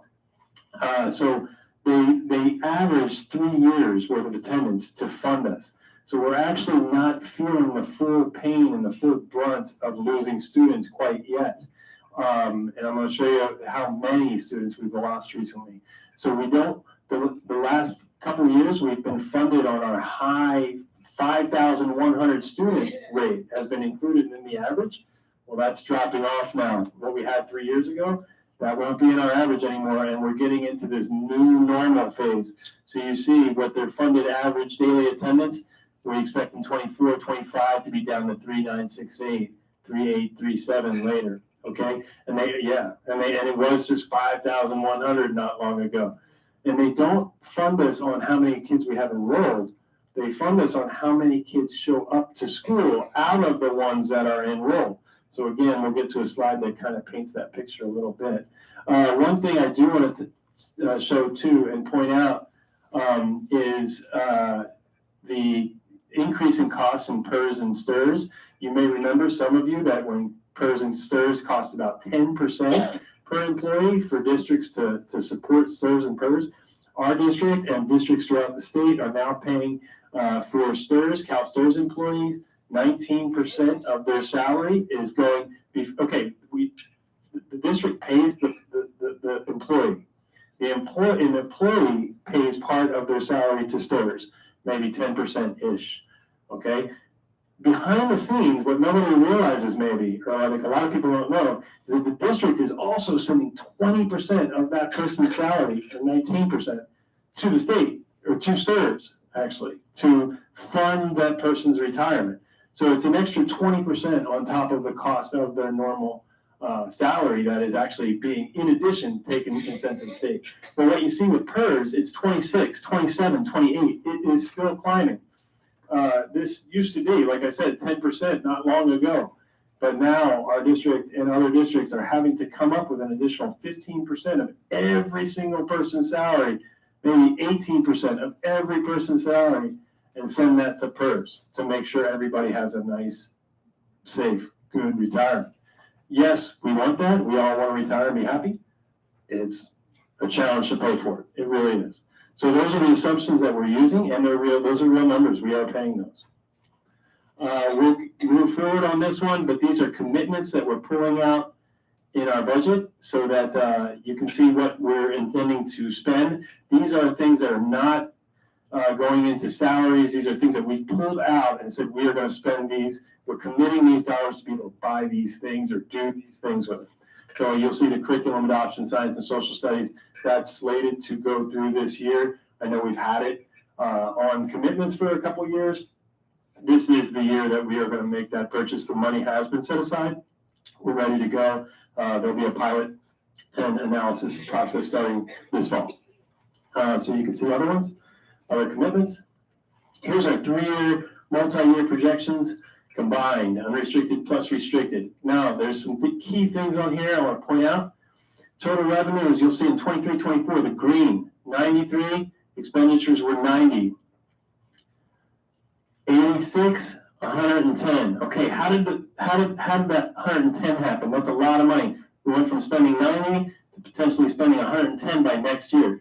The reason that's like that is because all of the one-time money that came in from the state and the federal government over the last couple of years for COVID has to be spent by that date. So we're making the assumption that we're gonna get that money spent. And again, that's not money that's intended for salaries and things like that. It is money that is intended for learning recovery loss. It can be the salary, but it might be a new person that's supporting learning in an intervention way, but it's not for raises and things like that. That's one-time money is to address student learning loss and impact of COVID and all those types of things. That money expires after next year, so we need to spend it. So we're showing you that we're spending it. We don't know, again, I don't have a plan, so it's kind of contradicting what I said earlier, but we know we're gonna spend that. We're not sending that money back to the state, I promise you that. Then, but you see, we're starting to get upside down. 25, 26, it gets pretty tough because 86 million coming in restricted and unrestricted, and 98 going out. And again, that's more back into our base. We're not using one-time money there or restricted money that we have to spend and get rid of. That's just what the cost of business is going to be by that time.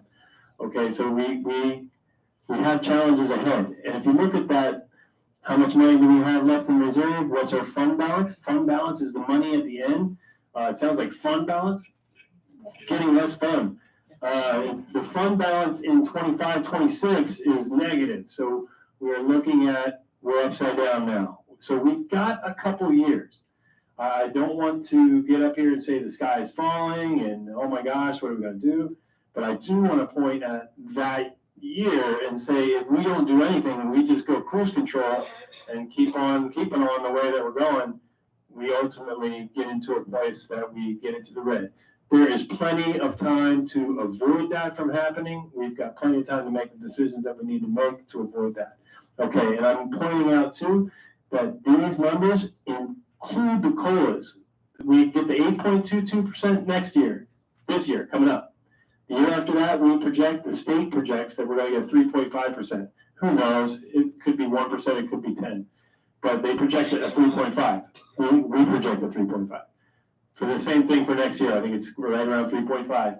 And so we are assuming the COLAs, and we're not including employee raises.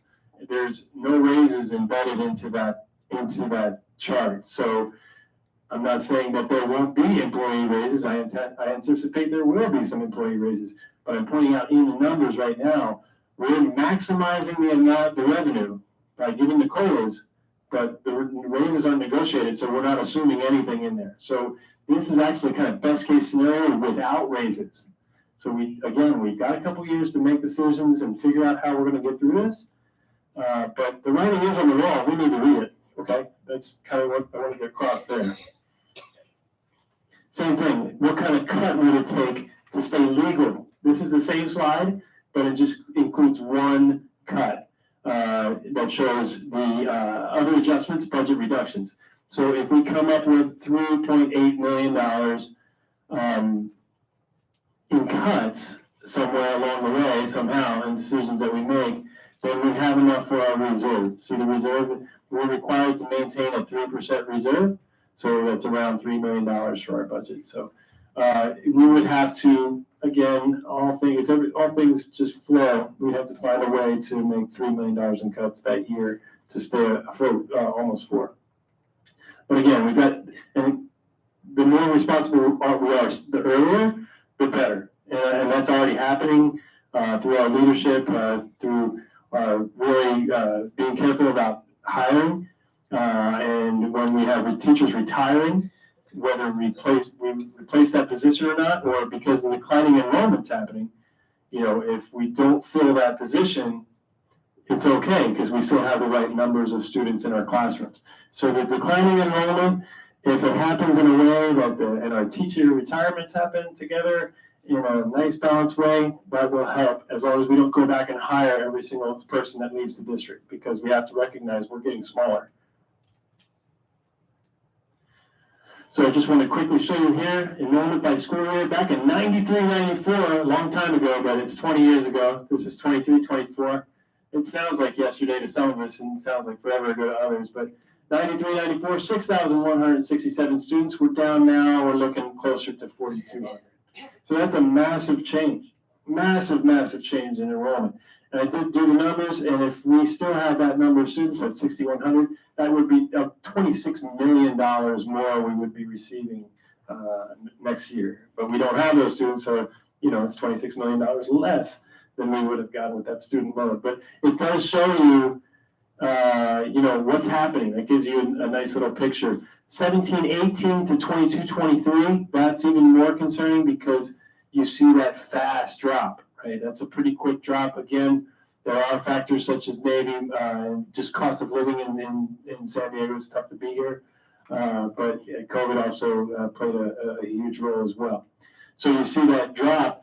Again, up until this year coming up, we've had those big numbers in our average that have been boosting our attendance, which has been boosting our revenues falsely, kind of. Thank goodness, right? Like, I'm glad we got that money, but the reality is we're getting money for students who aren't here, and that's going to stop soon. So it's unfortunate, but we're going to be working with less. Real quick picture of what happens with attendance. Here's how attendance impacts us. If a student shows up every day, let's do a real basic number, we get about $13,000 per student. Student shows up every day to school, we get $13,000 for that student. If a student shows up 95.8% of the time, that's National's old number for attendance. That's our good number before COVID hit, and that's a strong number. Instead of getting 13,000, we get 12,454.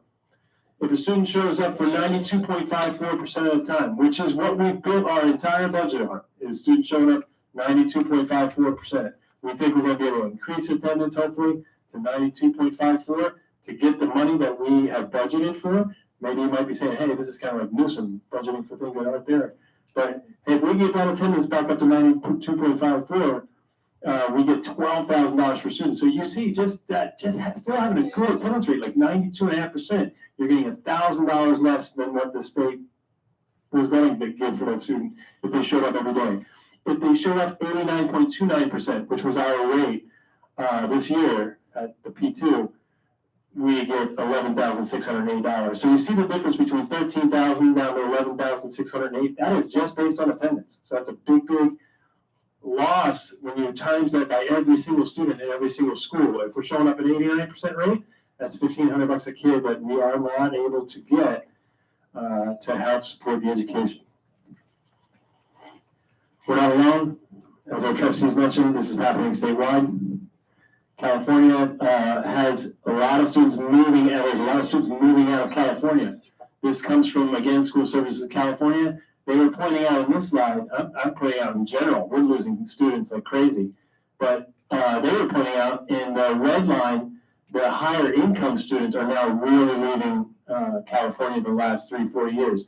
When higher income people leave, they take their tax dollars with them, right? And California taxes at about 9%.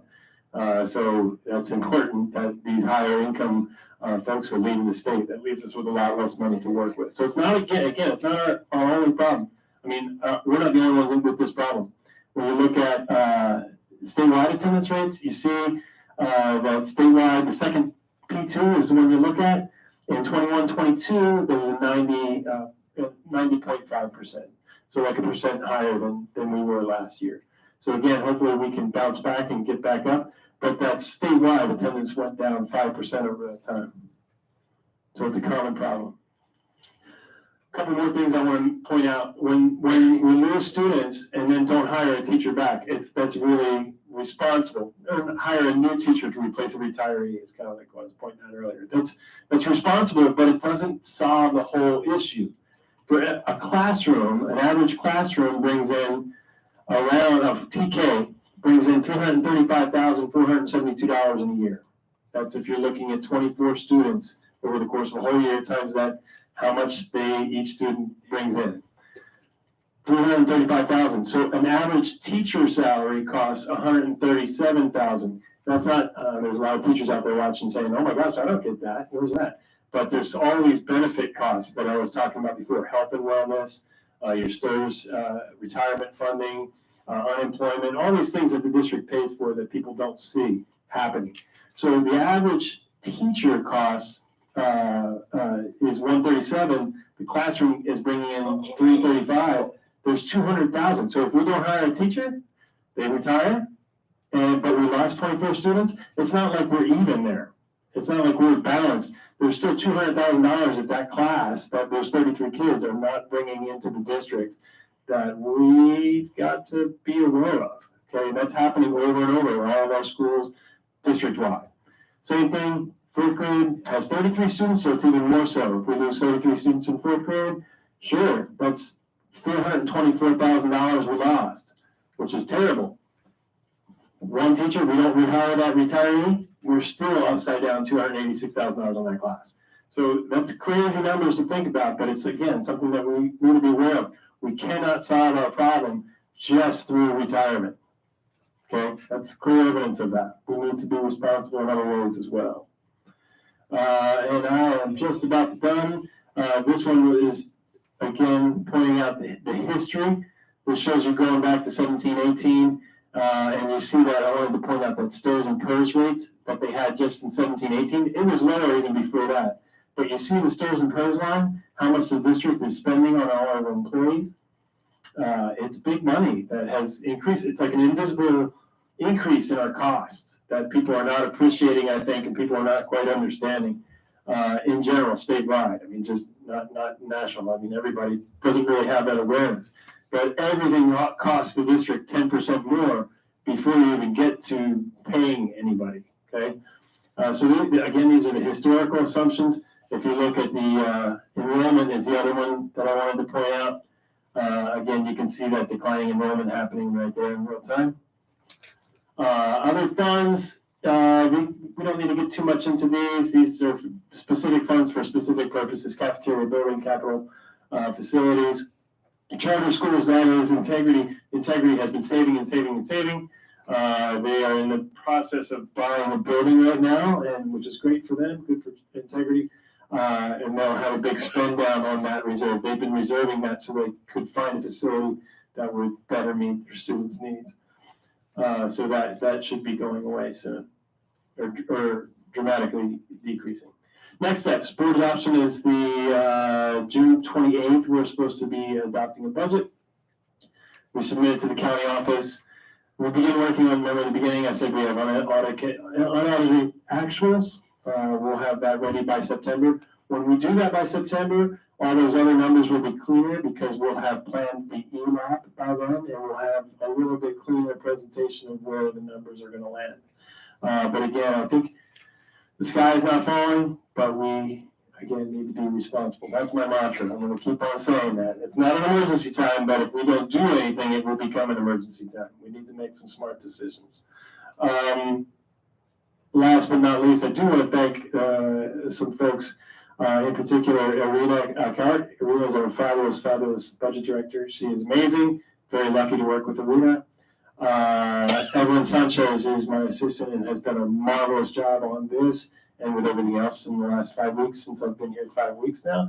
And Liz Johnson, Dr. Liz Johnson, has been a huge support in all of this and everything else that's been going on these last 5 weeks. So are there any questions? Questions from the board? I don't have any question, but when I first became a board member, it was for 12 years. And for 8 years, our enrollment was 6,000 children. And after that, it started to go down, and we didn't have COVID then. COVID just started, what was it, 3 or 4 years ago. So there's something wrong. I mean, I said, yes, we have a lot of Navy people here, but even before that, parents were taking their children out of our schools. For some reason or another, because for 8 years, we had 6,000 students all the time. And then something happened. I think part of it is the tremendous increase in housing costs. When you go back to 2002 to 2006, that big, huge push. And then more recently, the housing costs since, when you're looking at a bungalow of 2 bedrooms and it's 800 square feet and it costs $600,000, all of a sudden it starts becoming real tough. The housing cost just recently went up. Just a couple of years ago, you can get a studio for $1,800. It's just one small room. When you go like this, you're in the bathroom, you go here, you're in the kitchen. It's quite a jackpot. I've seen them, but way back then, even when I was, the rents were not that high. The rents were still basically affordable. It just became high recent. It's, yeah, definitely, it's accelerated the last 3 years, and so has the declining enrollment. You know, it went from 6,000 to 5,000. It took almost 20 years to go, or 17 years to go from 6,100 to 5,200, right? It went down by 1,000 over 17 years, but now it's gone down by another 1,000 over the last 3 years. That's dramatic. The charter, I remember the charter. Yeah. I was president of the charter Mhm. with Mr. Dominguez, who started that at one time. And most of the students were from the church itself. Yes, and we have, Integrity has less than 400 students, so it's a little bit smaller than most of our schools. So it's, and many of the students that go to Integrity actually come from outside of our boundary. So it's not like that's a huge draw from our overall population. It's just there's less children in National City is a big part of it. Dr. Burke, will you put up this slide again about the California migration trends that you talked about? I thought that was a really powerful slide. So this one speaks to what Trustee Avalos is talking about. When you talk about the 12 years ago, that would be about 2012. So when you look at this, the top line, that was higher income communities were still kind of maintaining and growing. But if you look at middle and lower income communities where our families are, you can see that each year, look at how many people there's a loss every single year, a great migration out of California by the tens of thousands, even now, hundreds of thousands of people leaving communities like ours from San Diego due to cost of living. I know I bought my house back in 2003 and it was $500,000 and it's 1,000 square feet in Claremont. And, you know, my mother said, how do you live in California? So prices haven't dropped, prices continue to grow up, and we are pricing our communities out of the market. They're not able to stay in our communities. And I think that was very powerful in both of the presentations we heard from the trustees, that if we heard about it from the California delegate and we heard about it from the coast to coast, that something is happening. You're absolutely right. People are leaving California and they're leaving areas like San Diego by the tens of thousands because they can't afford to live here. And I think that you're right. We have to be very prudent and cautious because we're not going to get the money if we don't get those kids. I know that I attend the EFF Educate for the Future. We have a meeting one Sunday out of the month, starts at 10 o'clock. And there's board members there from all over San Diego. We're not the only ones that are training and enrollment. teachers, they're smart. They all are. Mhm. All of them are. Because science Having some problems. Yep. And it's inland counties too. Because San Diego A lot did of it and they're a lot of laying coastal off. people are moving inland. A lot of inland people are moving to Nevada and Arizona and Idaho and beyond. And I'm going to say, well, and a lot of families are no longer having That's it. as many children as they used to be. You Absolutely. know, and part of the problem, I mean, my children are already out of elementary school age, and I'm still living here.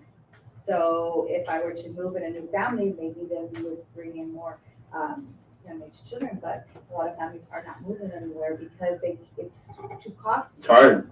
Yeah, the community has matured for sure over those years and decades. And yes, moving out, you have to have the money to buy something else, and it's almost impossible to buy anything else anywhere else. So yeah, it's tough. We all feel stuck. I can empathize with that. Was there Rodney, you had a question? Yeah, thank you. I'm just patiently waiting discussion, because this is a very important topic, and I'll let go, thank, Dr. Burke for having it fun for us, because this is not fun at all. It is so fun, projected, and, my questions are, because you mentioned several times decisions we have to make, in regards, what we are gonna do now for attendance, and because you mentioned there's not the same when kids are enrolled and kids are attending. Yes. So it's a big difference, and a huge gap in there, how we can tackle that part. Any Right. projections on that, or any comments on that part? I know that we will There's two be. questions in one. Yes, and I know that we will be addressing attendance when we have our leadership welcome back is one of the things that, what can we do? We'll have ideas for them and have some brainstorming activities. We do have budgets set aside for each school to incentivize attendance. But I think it's not just what do they do at the school sites. I think how can we trumpet the importance of student attendance in school, and how can we as a district office, a school board, a community member really emphasize that it's got to be a collective effort, because principals in their one budget line aren't going to be able to do it. Kids aren't going to come to school just for a prize. It's almost like a cultural shift that we need to look at creating, almost as big as the cultural shift that happened that made it okay to come to school less. So we need to think about what kind of cultural shift do we need to create that is as powerful as that was, that's going to increase that attendance. Because yes, all the budgeting that I presented to you that projects over the next 3 years assumes a 3% improvement in attendance. And it doesn't get us all the way back to 95. If we can get back to 95, then we'll have extra money to make choices with. But to get even the money that we're talking about in this presentation, we need to make significant improvement. Okay, thank you. And I just mentioned, before you move on, can I ask a follow-up question to what you're speaking to? Can you go to the slide right before this? Okay, so the impact of attendance, can you clarify? In those two numbers, you say we'll get about $425, right? Mm-hmm. Less if our kids come to school less days. Right. This is the one you were talking about, right, Trustee Lizarraga? Yeah. So if you multiply that differential by 4,200 students that we have, and assuming they all fall in that category, or our rate goes into that category, that's close to $2 million. That's what we're talking about? Yeah. So that's a really powerful data point and a really powerful talking point for our trustees when we're out there and trying to make that cultural shift is if we can get to 95.8%, that's what we were at. Does it get higher if we get a higher attendance rate than that? It keeps going up. Yeah. So that 3 million we're worried about in year 3 could be solved by a cultural shift in attendance. Mhm. Average daily attendance of kids. I think that's powerful. I think we can do that. I think we can do a big attendance push. Thank you for bringing that forward as a question. And thank you for having this slide. Sure thing. Yeah, and that gave us an eye opener for us to see what efforts can be done, because back when we started, Michelle Gates and I, and back in 2020, we were facing humongous deficit and a potential threat of layoffs and all that stuff. So I'm glad that you brought it up that way. There's an eye opener for us and a better understanding about what can happen if we can make the culture shift. So thank you for that. Absolutely, and yes, it is all of our desire to completely avoid any layoffs. We want to solve the problem with the least damage possible. But additional to that, it's the important learning that they're missing out. Oh, yes, So. right after my own heart. It's not just the dollar amount, it's the education that our students have been missing out. I was just saying that today to Dr. Brady, there's a direct correlation. I've got to go look up the research on it and dig that back up. But there is direct correlation between attendance in kindergarten and high school graduation rates. The students that go to kindergarten and show up every day graduate at a much, much higher percentage from high school 12 years later than the students who have low or poor attendance in kindergarten. The correlation is direct into how it impacts their lives, yes. Dr. Brady. All right, I'm looking for, I think it's your maybe third to last slide, historic budget assumptions. On this one, I know you don't, I think this is the one. Yeah, I'm looking, you mentioned and emphasized when you spoke to this slide about the CalPERS rates and the CalSTRS rates. Yes. And again, going back to Trustee Avalos, is what's happening in the last, 10 years or so. I know this isn't quite 10 years, but it's a lot. Look at that 15% to 26.68%. That's almost doubling the contribution in the CalPERS, right? And then from 14 to 19, a significant increase in the CalSTRS. Is it possible to quantify that amount differential for us so we can see, based on. Yep. So that we can, and I know you can't make that number up today, but we can go back and Oh, I maybe. could try. Okay, No, in general, we'll get you a better number, but offhand, we probably do spend somewhere around in the $50 to $60 million range on salaries overall. Rita, does that sound right to you? Yeah. So if we're looking at 10% more, that would be $5 million extra in contribution. Just that it's invisible lost money. It's not, nobody's thinking about it, nobody's talking about it, but it's $5 million extra that the district is sending to CalPERS and CalSTRS that could have otherwise been spent on education, additional staffing, additional facility needs, et cetera. So about $5 million a year. and would it be correct to say that that would cause deficit spending without spending anything less? Yeah, if you do nothing, you go upside down, yes. Yeah, because the costs are increasing and the revenues are not keeping up. So you could potentially have to cut the program for a student to make up for that potential loss just because the state has increased the contribution costs. Yes, we are being asked to do more with less. Yes, absolutely. And then my follow-up question to that would be, could you speak a little to the OPEB and what impact post-retirement has on a budget when it's getting taken out of the general fund and what a trust could do? Because I know the board's already talked about moving toward a trust and generating money that could.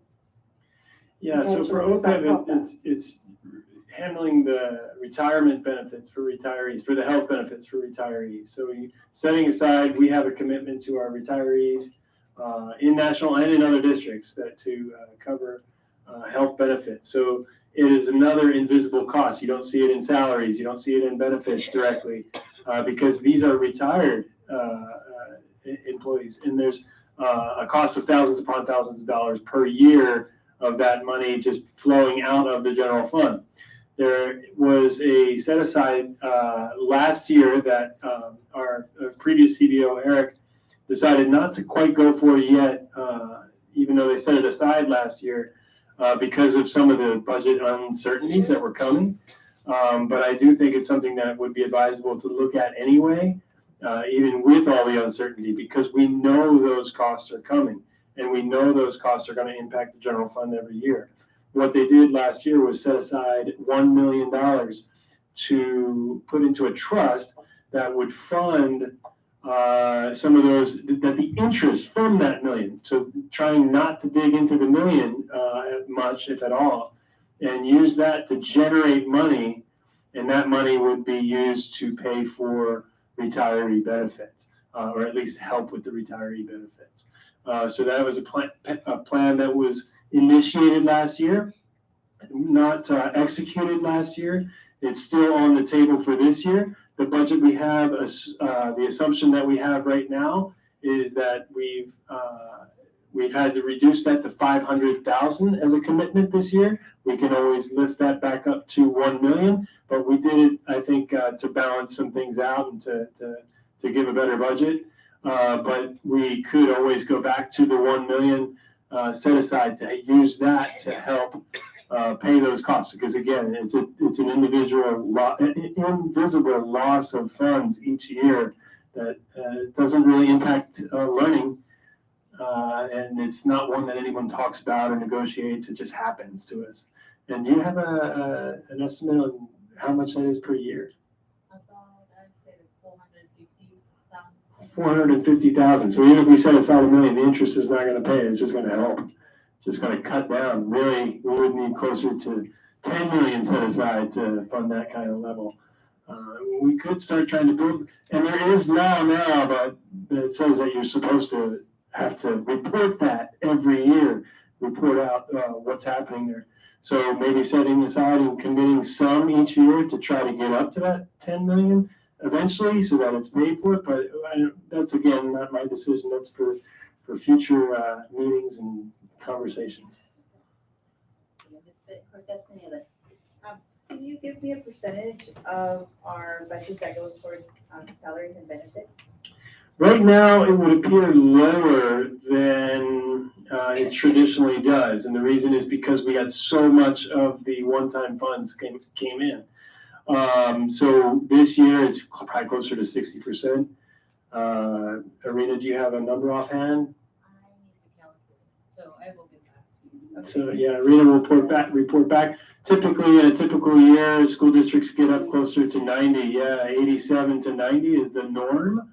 But that's when you're not receiving, big piles of money to navigate COVID and so forth. But yeah, we are, when you just talk about just the revenues for next year and just the expenditures on salary, we can present it to you that way too. So kind of eliminate all those other federal and reserves and one-time dollars and any kind of carryover, and just look at revenues and compare costs and give you that number to where we are. Will that number also include the district contribution to STRS and PERS, or is that an additional, or would that be an additional percentage that we would have to take? That would count as part of our overall employee costs and personnel costs. Yeah, when they estimate the 87 to 90, that includes all personnel costs.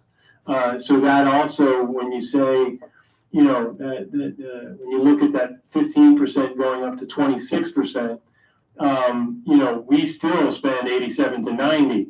So really, if you look at it that way, the labor groups could have an argument with the state saying, hey, that money's coming off of our salary, really, because we're paying it on the backside. So I would approach that. If I was in CSEA, that would be the way I'd be going to the state. Thank you. Any further questions? Legislation.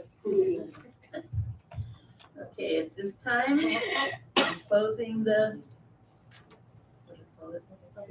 public hearing. It's not that late, is it? Thank you for your report, Dr. Berg. Thank you.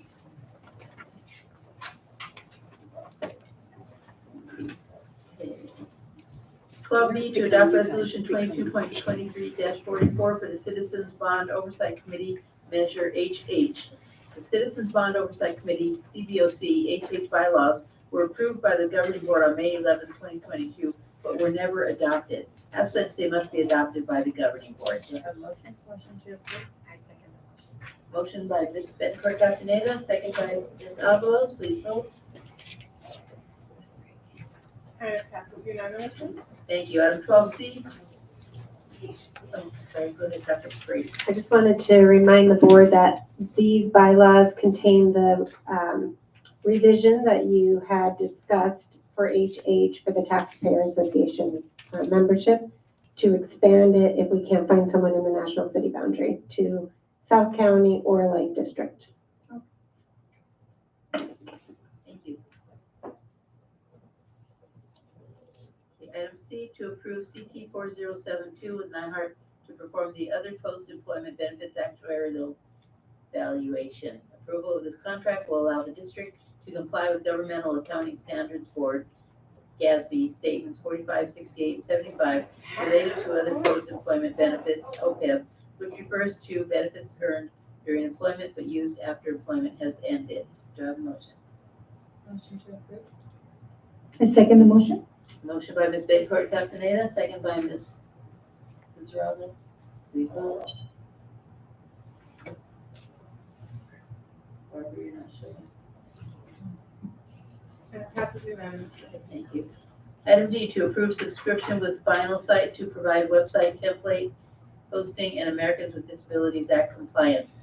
Final Site, formerly Blackboard, will provide website and content management system software with reliable web hosting and Ally, which will help us modify, monitor, and report on the website content for Americans with Disabilities Act ADA compliance.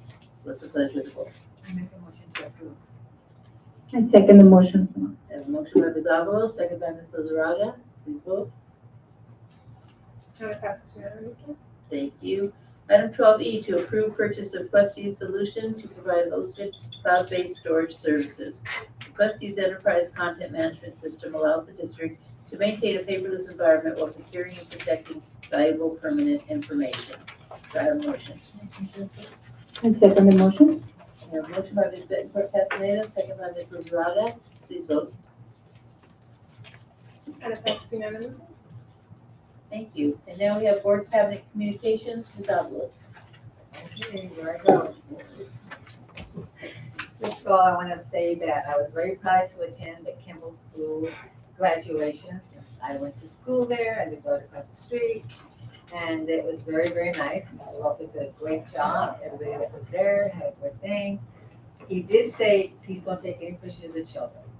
I respected his wishes. But prior to that, going to the graduation, on Friday, as you all know, I am also a community member, and I'm a member of the OTNC Foundation, the Old Town National Civic Foundation. We are giving back. We've always had this group of people that have gotten together for years. This just didn't happen. It's been for years that we've had this, but we've done our gatherings and stuff. But now we're a foundation. So we were able to give back to our community, because that is our purpose, as we're from National City. We gave 48 backpacks to our National City students that graduated to middle school. And we had several meetings with Mr. Lopez as a community member, not a board member, and asked him what we should put into the backpacks. He gave us a list, and one of the most important things that he said, be sure that the pencils are size number two pencils. So we did have a little assembly, and we were able to give all these backpacks out to the children. And what we did with Mr. Lopez, we presented him with a box of number two pencils. Because he was very strong about number two pencils. Everything that he wanted in the backpacks, we gave to him. We gave to the children. So that was really great. And then I did attend the Honoring Our Own a couple of weeks ago. I was kind of sad that none of us were honored at our own, but I did see a lot of people there that I had known for I hadn't seen them in the last couple of years, which was really nice too. And the people that got award, I was happy for them that they got the award. Also, I attended Jana's taco lunch. She said, don't you get it? It's Jana's taco. Okay, I get it. So she was dressed as a taco, which I thought was really good. I took pictures. Mrs. Sanchez did the fish fry, and everything was delicious. I ate lunch. And as I was leaving, she came by. She said, Barbara, wait. Did you get dessert? I went, no, I gotta go to work. But thank you, Miss Janet, because I enjoyed my dessert. It was really good. I took it to work with me. So that was nice. flan. So it was really good. And then let me see, what else did I do? Thank you for the one that you gave an award to, Emma Watts. There you are. I'm impressed. You were in the service also, huh? Yeah, for 14 years. Wow. I worked with the pilot. I honor you for serving our country. And 21 years here. Yes. Thank you so much for being with us. I respect you for that. I guess I could probably go on and on, but I'll let somebody else talk. Thank you, Ms. Bettencourt Castaneda. Thank you. I would also like to congratulate Ms. Eva Watts for her extraordinary work with our school district. Every time I see her, she always has a smile, and it's just amazing to be able to work in the same district as you do. So thank you, and your right hand also. You guys are a team, and you know, for your service, it doesn't go unnoticed. So thank you. Dr. Johnson, I just want to say thank you for once again coming back and helping us with your transition and your support. You always bring a wealth of expertise, and I appreciate that. And we look forward to having you come and visit. And hopefully we won't have any more changes, but you're more than welcome to come and sit in on any of our board meetings, and you know, if in case you're bored while you're retired. Thank you, Dr. Burke, for your presentation. I know it's never fun to talk about the negative of budgets, but I appreciate the way you put it in very clear context, so that we can understand and be able to relate to that. I had the opportunity to attend Rancho and Oliver's promotion. I say this every year, but I'm sad that we have all the promotions at the same time because I like to attend as many as I can. But unfortunately, the way it's programmed, it's not possible. But this year, due to a glitch, I was able to attend too. And I just loved how we had student speakers.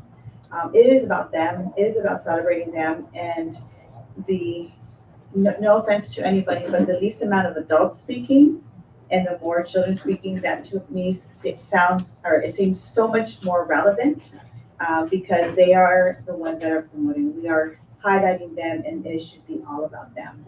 So although there was 11 speakers at Rancho, it was done so organized where you wouldn't even have noticed there was 11 additional speakers because it was just amazing. So I think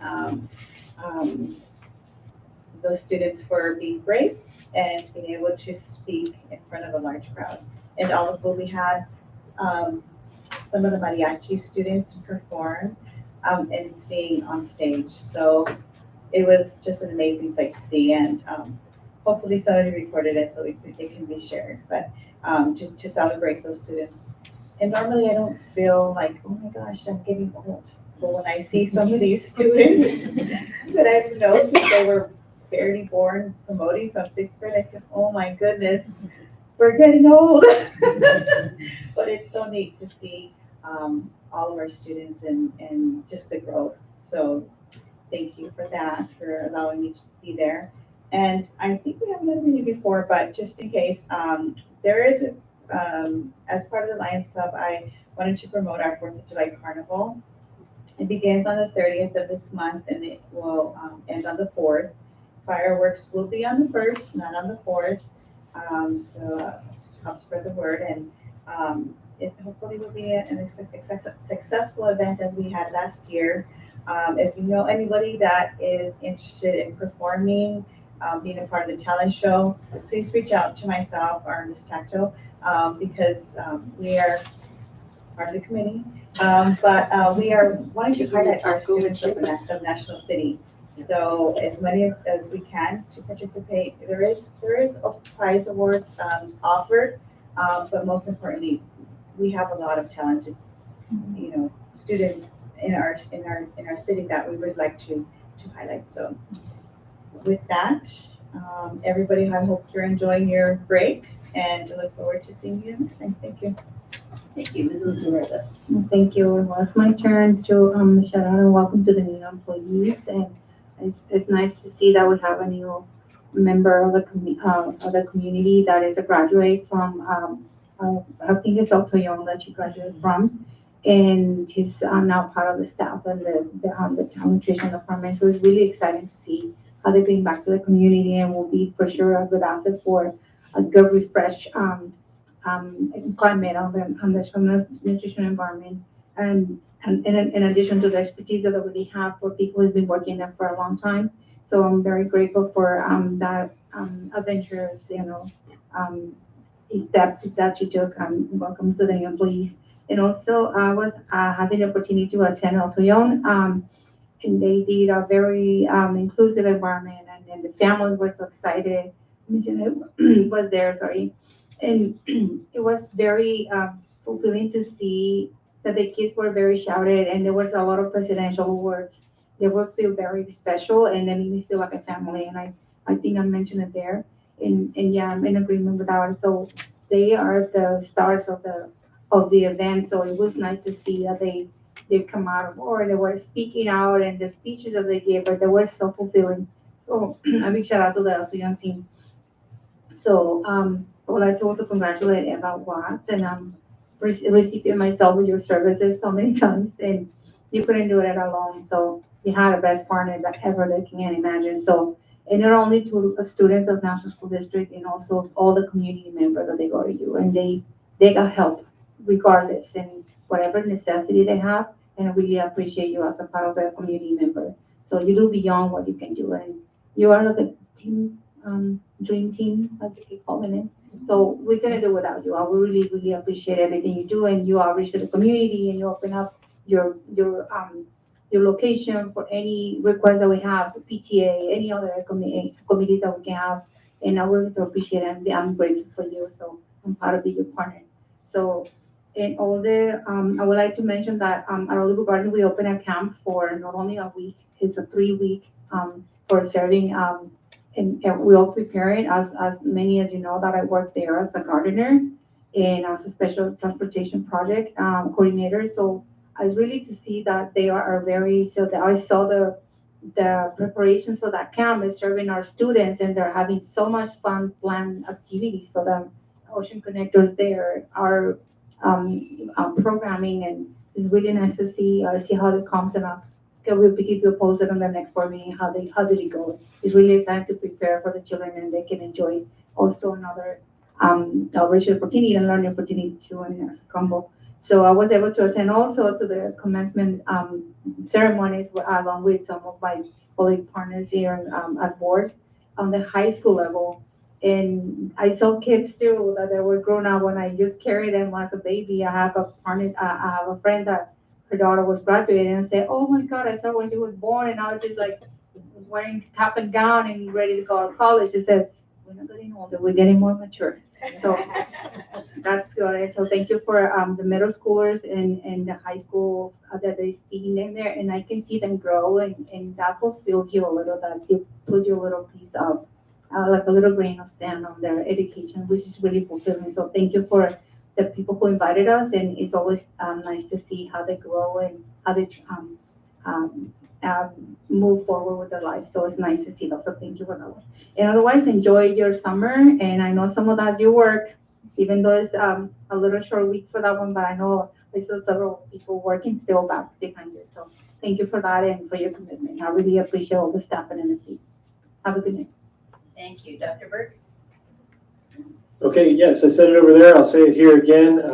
Arena and Evelyn and Liz are just wonderful to work with, and I thank you again. And I'm going to miss you terribly, Liz. Tomorrow, I'll start missing you tomorrow. Work is about to get a lot harder. And next, I wanted to say thank you to our trustees for their great presentations. I've been to well over 100 board meetings, maybe a couple hundred. I've never seen that before. I appreciate the knowledge that you brought. I also appreciate that you both had your eye on attendance and enrollment before I even got up there. You kind of gave me the segue to get in there and talk about those things. So I appreciate you having your eye and understanding the issue and being informed. Next slide. And I also wanted to say I went to Central's graduation promotion and enjoyed it thoroughly. Erica Barcelo Correa did a tremendous job. The parents were engaged as could be, and the kids were phenomenal. It was awesome. So I know you've been to promotions before, you know what it was like. I loved it. It was great to see a national one for the first time. Last but not least, I want to give a shout out to the principals who budgeted really responsibly this year. We met with each principal this week. We're not quite done, but I've looked at all the numbers, and they all stayed within budget. It's tough. We have a lot of new principals, and they were able to manage their budgets, manage their campuses. I mean, they're responsible for millions of dollars in expenditures of employees, millions of dollars of facilities, and hundreds of thousands of dollars in their budget, and they're managing it all and doing a great job. So shout out to all our principals as well. Thank you. Dr. Kevin? I just want to welcome our new employees. I want to congratulate Eva Watts and her team, and thank you for the years of service that you have provided the National City community. It's great to always see people getting an award and recognizing their efforts.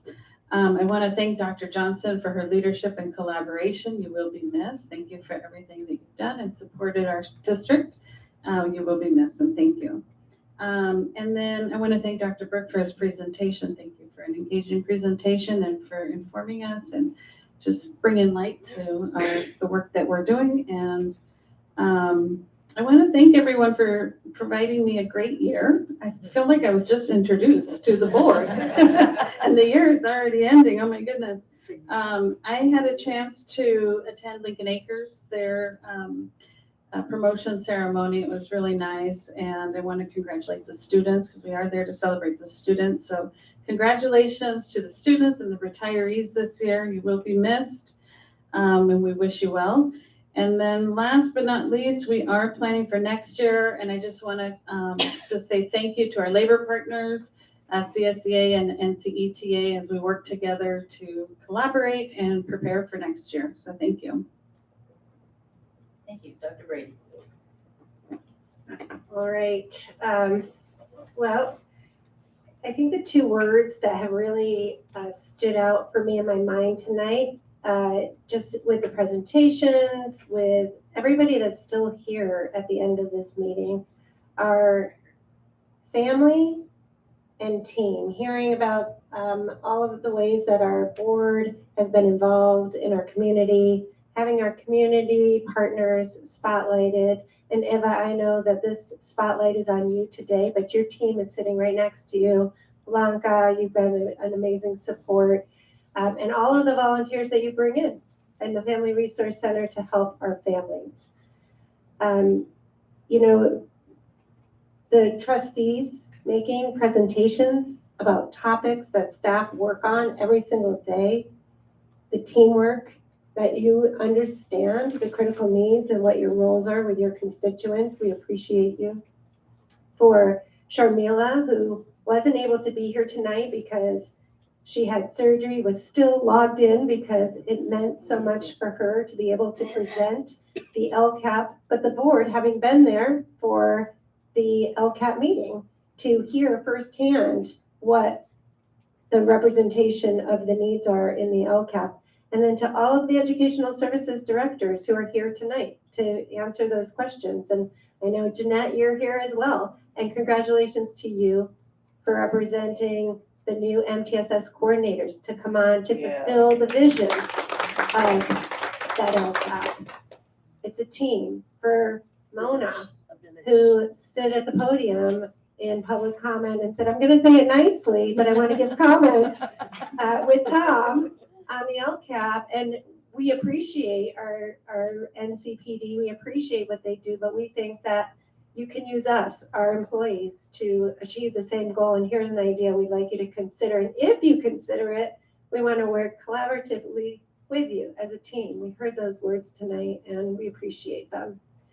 And to Dr. Burke, great first presentation on the budget. You have really jumped in feet first in 5 weeks to be able to present it. I know you had Arena, your rock star sidekick over there next to you, but it was very comprehensive and very digestible. So great job. And of course, your Sherpa is here